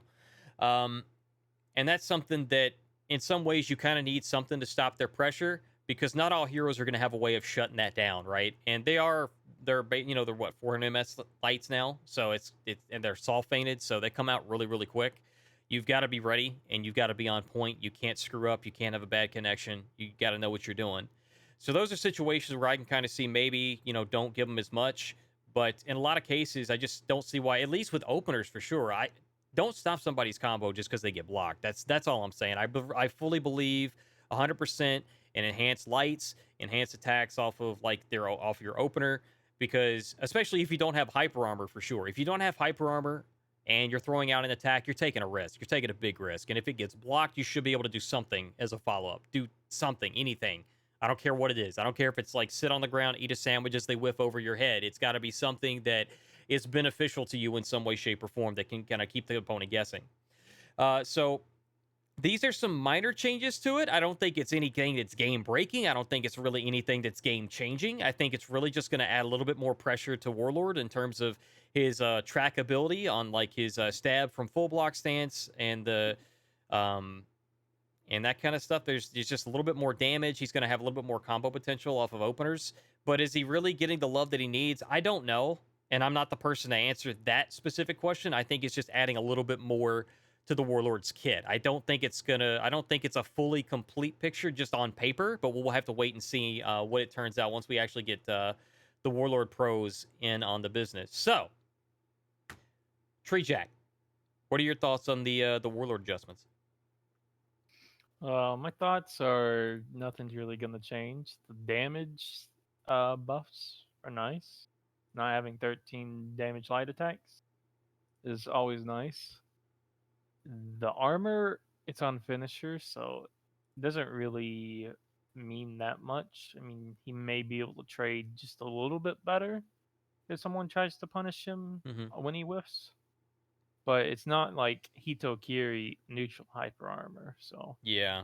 it's not that bad. They're not the damage buffs are nice, but that's about it. The enhanced lights, it gives him more chain availability, but his chains aren't really that pressuring Right. since he doesn't have any unblockables. No, they're 500 ms lights, and it's just not that good. He's not gonna really change at all. Yeah, I see where you're coming from, and you're right. It's not a really big change on Warlord. It's not a huge game breaking thing. I don't think anybody's gonna have any complaints about it as far as like overpoweredness, and maybe that's what they were going for is that they're just kind of like slowly incrementally changing Warlord to see where this goes, where that goes, and I can understand that. That makes sense to me. I've been a fan of slow incremental changes if it's going to move in the right direction, and this doesn't seem like it's going to hurt anything. I think they could have actually gone a step further on some of this. Like you said, maybe an unblockable or an additional unblockable would help with some kind of a pressure with his mix-ups, because right now, I mean, Warlord's basically played like a kind of like a tank, kind of like a tank, where you're there, you're trying to find a way to trade with your opponent, you're trying to find a way to just get some little chips in here and there. So yeah, he needs a little bit of something to kind of mix people up, and maybe an additional, maybe some kind of an unblockable here and there would help with that. I don't know. That's not my decision to make, but it's something that I think could be something to look at. But like I said, this was a small incremental change for him. I don't think anybody's going to have any complaints, which I think is the most important point to make, unless somebody's like not liking that there's not enough. And it is that's fair. That's a fair judgment. If you don't think it's enough, there's nothing wrong with that judgment. But at least we're not getting, oh god, Warlord's going to be OP now. Warlord has can ledge from neutral at 100 milliseconds. We're all dead. That's crazy. Something like that. So Boogie, what are your thoughts on Warlord? Do you have anything else to add to the conversation on Warlord at all? I know it's not. We're kind of struggling here, I feel like. No, I mean, honestly, I feel like Warlord was like the last victim of the devs like design philosophy with his nerf. When I used to play the game competitively, Warlord was my dude. This was like around the time where like PK and Warlord were the top dogs, and when Warlord got gutted and PK didn't, it broke my heart, man. Like I almost wanted to like stop playing. I was just so distraught by the situation because I fucking hated PK, mainly because I played on console. Oh god, yeah. But he never recovered. And similar to how PK kind of didn't recover either. I mean, at least her nerf was like a rework in a way where they gave her like a couple new mechanics, not much, but something like the dagger cancel and shit. But Warlord just got gutted, and then they tried to bring him back, and it wasn't enough. And then he finally got his rework, and the rework wasn't enough. And this upcoming changes isn't enough either. Like to bring it back to fours, like his recovery is still absurd on all of his finishers. Like when I'm playing matchmaking and there's a Warlord on the team, I just wait for them to commit to a heavy parry punish or a chain, and I just guard break them, and it's free. It like they die quicker trying to be offensive. And his full block as well. Like the block for post stab, I believe, can still be blocked if their guard is in the same direction. So yeah, it can track a little bit more now, but it's not going to. It's not the greatest follow up. Like compared to like say like Conqueror, who gets 30 damage off of their full block, or Black Prior, who has an option from neutral from it, or can flip you and get 30 damage. Warlord just feels like he's lacking in that department. His undodgeable heavy does good damage. It's really satisfying to punish somebody with that move when you full block a high recovery attack, but that's the only situation where it's guaranteed. Like a Warden Zone, for instance. Like if you full block a Warden Zone, you hit him with the undodgeable heavy follow up. It's really satisfying, but it's so situational, like extremely situational. It just feels like a sword and board character should have a good full block stance, and he just doesn't. His crashing charge needed to go. It was like an unhealthy way to play. Yeah. I agree. But you know, I like the damage, the 15 damage light attacks. That's good. I still don't know what they're doing with his top lights. There's no reason for them to be slower than other parts of his kit. There's no special property. It's not like a Warden crushing counter. I think Warlord's crushing counters aren't even that great damage wise either. So there's no reason why that move should be slower than the rest. There should be a standardized 500 MS. I'm not sure. They didn't really mention in the patch notes, so I don't know what if it changed. Like I know the damage is slightly higher, so I'm kind of worried that means it's still 600 MS, which is just not good. 600 MS lights really shouldn't be a thing unless there's something special about them. And they're like, other than a mediocre crushing counter, there's this or superior light. There's really nothing to write home about there. But you know, I think it's an improvement, but just not enough. And that pretty much sums up how Warlord has been treated recently. I think like old Warlord would probably like fit right in this current meta, like the old like strong Warlord. Mm-hmm. So I hope he can get back to some sort of semblance in that. I mean, maybe he's not like ever going to be like a good force character, but I would like to see maybe the headbutt being more of a genuine mix-up, like the way I don't know the exact timings, but the way like the forward dodge and GB works, like forward dodge GBing, like doing an empty dodge and GBing, or just doing the headbutt, Mm-hmm. it still doesn't really feel that threatening. Like of all the bashes, it feels like Warlord's headbutt's probably the easiest to deal with. Mm-hmm. Just from like a dodge perspective. Just So dodge forehead. just dodge. But I do feel like that they could have improved that a little bit. Like the threat of getting empty dodge into GB, making the headbutt a little bit more strong as an opener. It used to be like the best opener in the game. And the one thing Warlord has that is like kind of slept on it's kind of situational as well, but like he can like weirdly chain after moves that seem like they have recovery. So like a good example is like his head splitter leap. Like they nerfed that for some reason, and it's really slow now. But when you're using it, like you can like immediately like chain into like a heavy or something, and it really catches people because like you can get into hyper armor off that, and like even like his headbutt light, like you can get into your heavy finisher faster. And now that it's 300 MS hyper armor, you're gonna be able to like target swap. Like that's really where I see it shining. Is like, okay, like you're in revenge, maybe you turn around, headbutt somebody, then turn around and immediately hit somebody with a heavy finisher. Again, the problem is though is that causes you a lot of recovery, so you're probably going to get GB'd. But like he is going to be able to swing his heavy finishers around in team fight situations. But it's just still not enough. And I don't know what the answers are. Like I just want to see Warlord get back to being a top tier duelist at the very least, and maybe a tank type staller, because a good Warlord is tough to deal with, but he just lacks in so many departments right now. But again, a step in the right direction, but just not enough. Not a big enough step. Okay, I can see where you come from with that. I think you made some good points with the headbutt, because as Baxter pointed out in a previous episode, even on the tutorial for Warlord, I don't think it's been changed since then. I haven't looked at it. But the in-game tutorial for Warlord still shows where you can. I don't remember exactly the situation. You were able to, I think, soft feint it into guard break or something like that. At one point, old yeah, Warlord. old Warlord. Yeah, exactly. Beta Warlord, yeah. Beta Warlord. Those videos got removed, thankfully, so they're not. They don't exist anymore. Yeah, I was gonna say I don't. Yeah. I didn't think that they were there, but I was like, I haven't like gone and looked for them actively. They got removed. Yeah.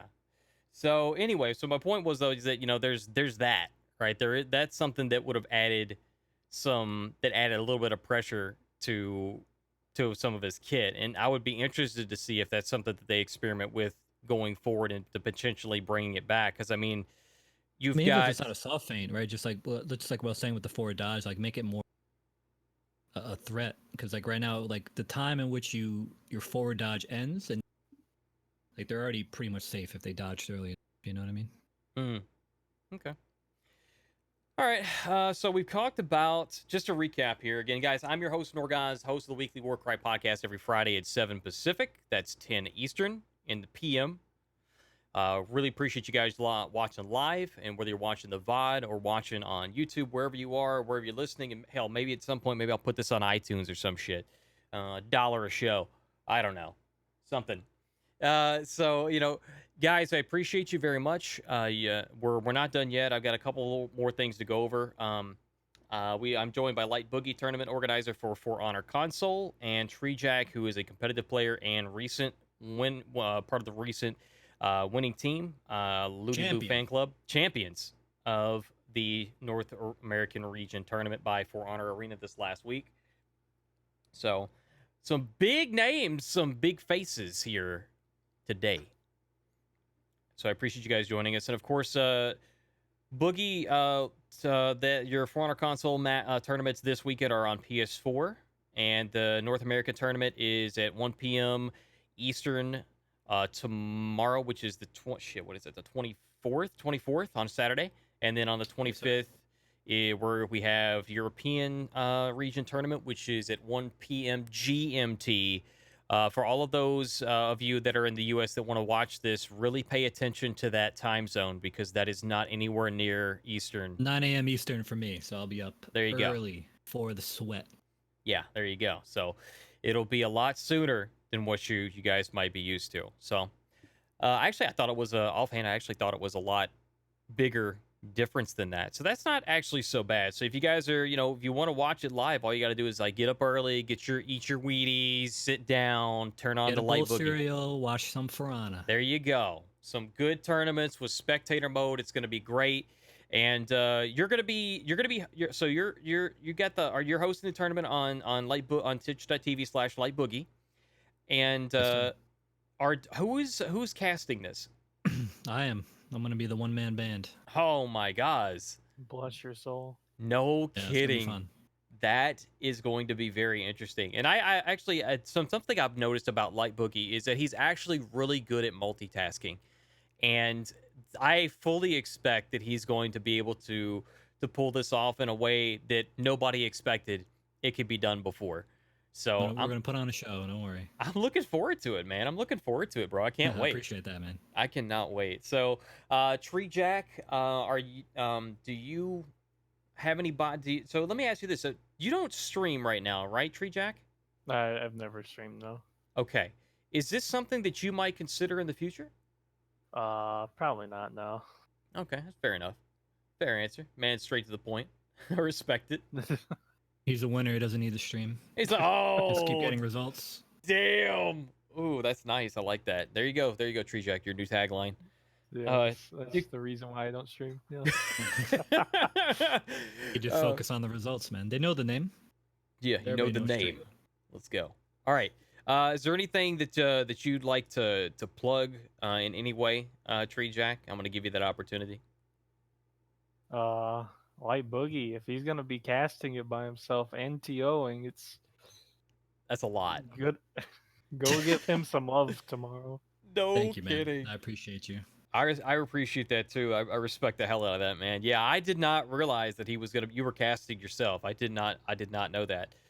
So if you want somebody who would like to assist you in like the worst way possible, I humbly offer my services to you. If you would like me to completely butcher everything, like, all right, guys, so we got Orochi lights coming in hot. We just some dumb shit. Be like, he got the parry off that guarantees a death. I don't know how this guy's not dead yet. It's a special situation just because of like the access to spectator mode and all that. I'm hoping in the future maybe I can get Vivid or Vivid's got a PS4. Mm-hmm. I was gonna try and get Verb to do the Xbox, but he had some issues with the setup, so it's all right. We're gonna put on a good show. I enjoy casting, so it'll be all right. There you go, man. We'll get the ubi, the bush. The heavy. All right. Okay, so now we're at the segment of the show where, guys, we've talked about tournaments, we've talked about Jormungandr's viability and competitive. And again, as a reminder, he was in the last tournament for North American region for For Honor Arena this last weekend, all the way up to losers finals. And that's kind of a big deal for me. They actually went with that as their actual comp, and I think that's ballsy. I think it's respectable in a lot of ways. Right now, Jorm is my main. Also, I guess you could say Jorm / Raider are my mains right now. I used to main Zerk, and I don't know, man. There's just something about Zerk now. I have my muscle memory's not the same. When you go from Jorm and you go from Raider, who both have some soft feints and a certain way of playing. I play Jorm very much like I do Zerk, but Zerk has no real soft feints to be heard of. So when you get used to soft feinting shit on either Jorm or Raider, either one, like you get to that point where you try to do that, and then it destroys my muscle memory. So I'm gonna have to build that back up. Complete rant over. Tournament talk. We talked about a lot of good stuff in tournaments. We talked about with Treejak about what to get in your mindset on if you want to be a competitive player, if you're looking to jump into the competitive scene, what you want to do to prepare for that. We talked to LightBoogey about getting in the mindset of a tournament organizer, what you want to do to prepare for that. We talked about Spectator Mode and how awesome it was. We talked about the testing ground reworks and changes, proposed reworks and changes, by the way, but they will go into testing grounds on the 29th through the 12th unless something else gets changed by Ubisoft. So a lot of good things are coming, and then we talked about a lot of good stuff here. So, Boogie, looks like you got something you want to add. Oh no, I was just gonna say, like I know we're kind of negative on the testing ground stuff, but the one thing I'll say is that the public tests and like now like this test coming up, like the community can find things like pretty quickly, like flaws, like the marching fire public test, like that saved that season because all of the Wulin were underwhelming in that public test, and people left the feedback. They got to try it, and they came out a lot better. They came out way more viable than they would have, in my opinion, because the public test, like JJ was fucking awful, man. That's who I liked the most, and he was just so bad, like 600 ms lights and all that shit. And even like in Tiandi and the way Shaolin's key stance work. So all bad stuff there, but we're able to test it, and before it went live, we're able to get some changes done, and like. But some of these heroes that came out, like with Jorm and even like Black Prior, like with his guard switch bug and some of the other things that he came out like with a little jank, like people would have been able to find that really easily if there was a public test. So the good news about the testing grounds is that people will be able to get in there, get the feedback, and hopefully when Glad and Scent and Warlord come around for their actual reworks that get released to the live game, it'll be or to the other playlist, I should say, because it's technically on the live game. I think they'll be better off because there's definitely players out there smarter than me, people at like Treejak's level who can be able to kind of dissect this stuff. Or you pass it over the freeze for some frame data, and we're gonna have ourselves a good time. So I know we're negative on that segment, but definitely a lot of positives to draw from. I'm really glad you said that because I didn't realize how kind of negative it came off as. No, yeah, for sure, 100%. That's what I was going to add to that. Is it to piggyback off what you said? I was going to say freeze if you were not giving feedback to the dev team, because there should be a survey. I believe they're going to add a survey for testing grounds as well. Once it's over or at some point during the testing grounds, they'll be adding a survey for that. But if we're not gonna do the survey, if we're not gonna go to Reddit and start talking about it or whatever it is, if we're not giving them the feedback directly, somebody's gonna go to Freeze and say, "Hey, have you tested this? Have you seen this? Can you validate this?" And Freeze will make a video about it, and the devs will see it, and it'll be taken care of. Freeze is kind of like our go-to for like little bugs and little weird shit that comes up, and I think that's amazing. Freeze does so much for us with that. He does so much for the community that he probably should have been my community spotlight for this week. That makes a lot of sense. It's sometimes the show writes itself, guys. Sometimes the show just writes itself. But really, I mean, Freeze does a shit ton of stuff. So much work behind the scenes. So a huge thank you to Freeze. on everything that you do for us. Really, really big deal. It really is. There's hours upon hours of footage that he records that only in like less than 10 minutes goes into his videos, right? And that's like 30 to 60-second clips that are thrown together for 10-minute segments. There's a lot. There's so much that goes into that with the testing and the content creation and everything. So that's a big deal. Oh, okay. So, before I ask a final question, did you have anything you wanted to add to our final wrap up? I guess on the testing grounds part, Treejak. I just think it's good that everybody's gonna be able to test stuff before it comes out and give feedback instead of just a few certain people. Yeah, I think that's pretty awesome too. Sorry, I jumped the gun. Did you have more?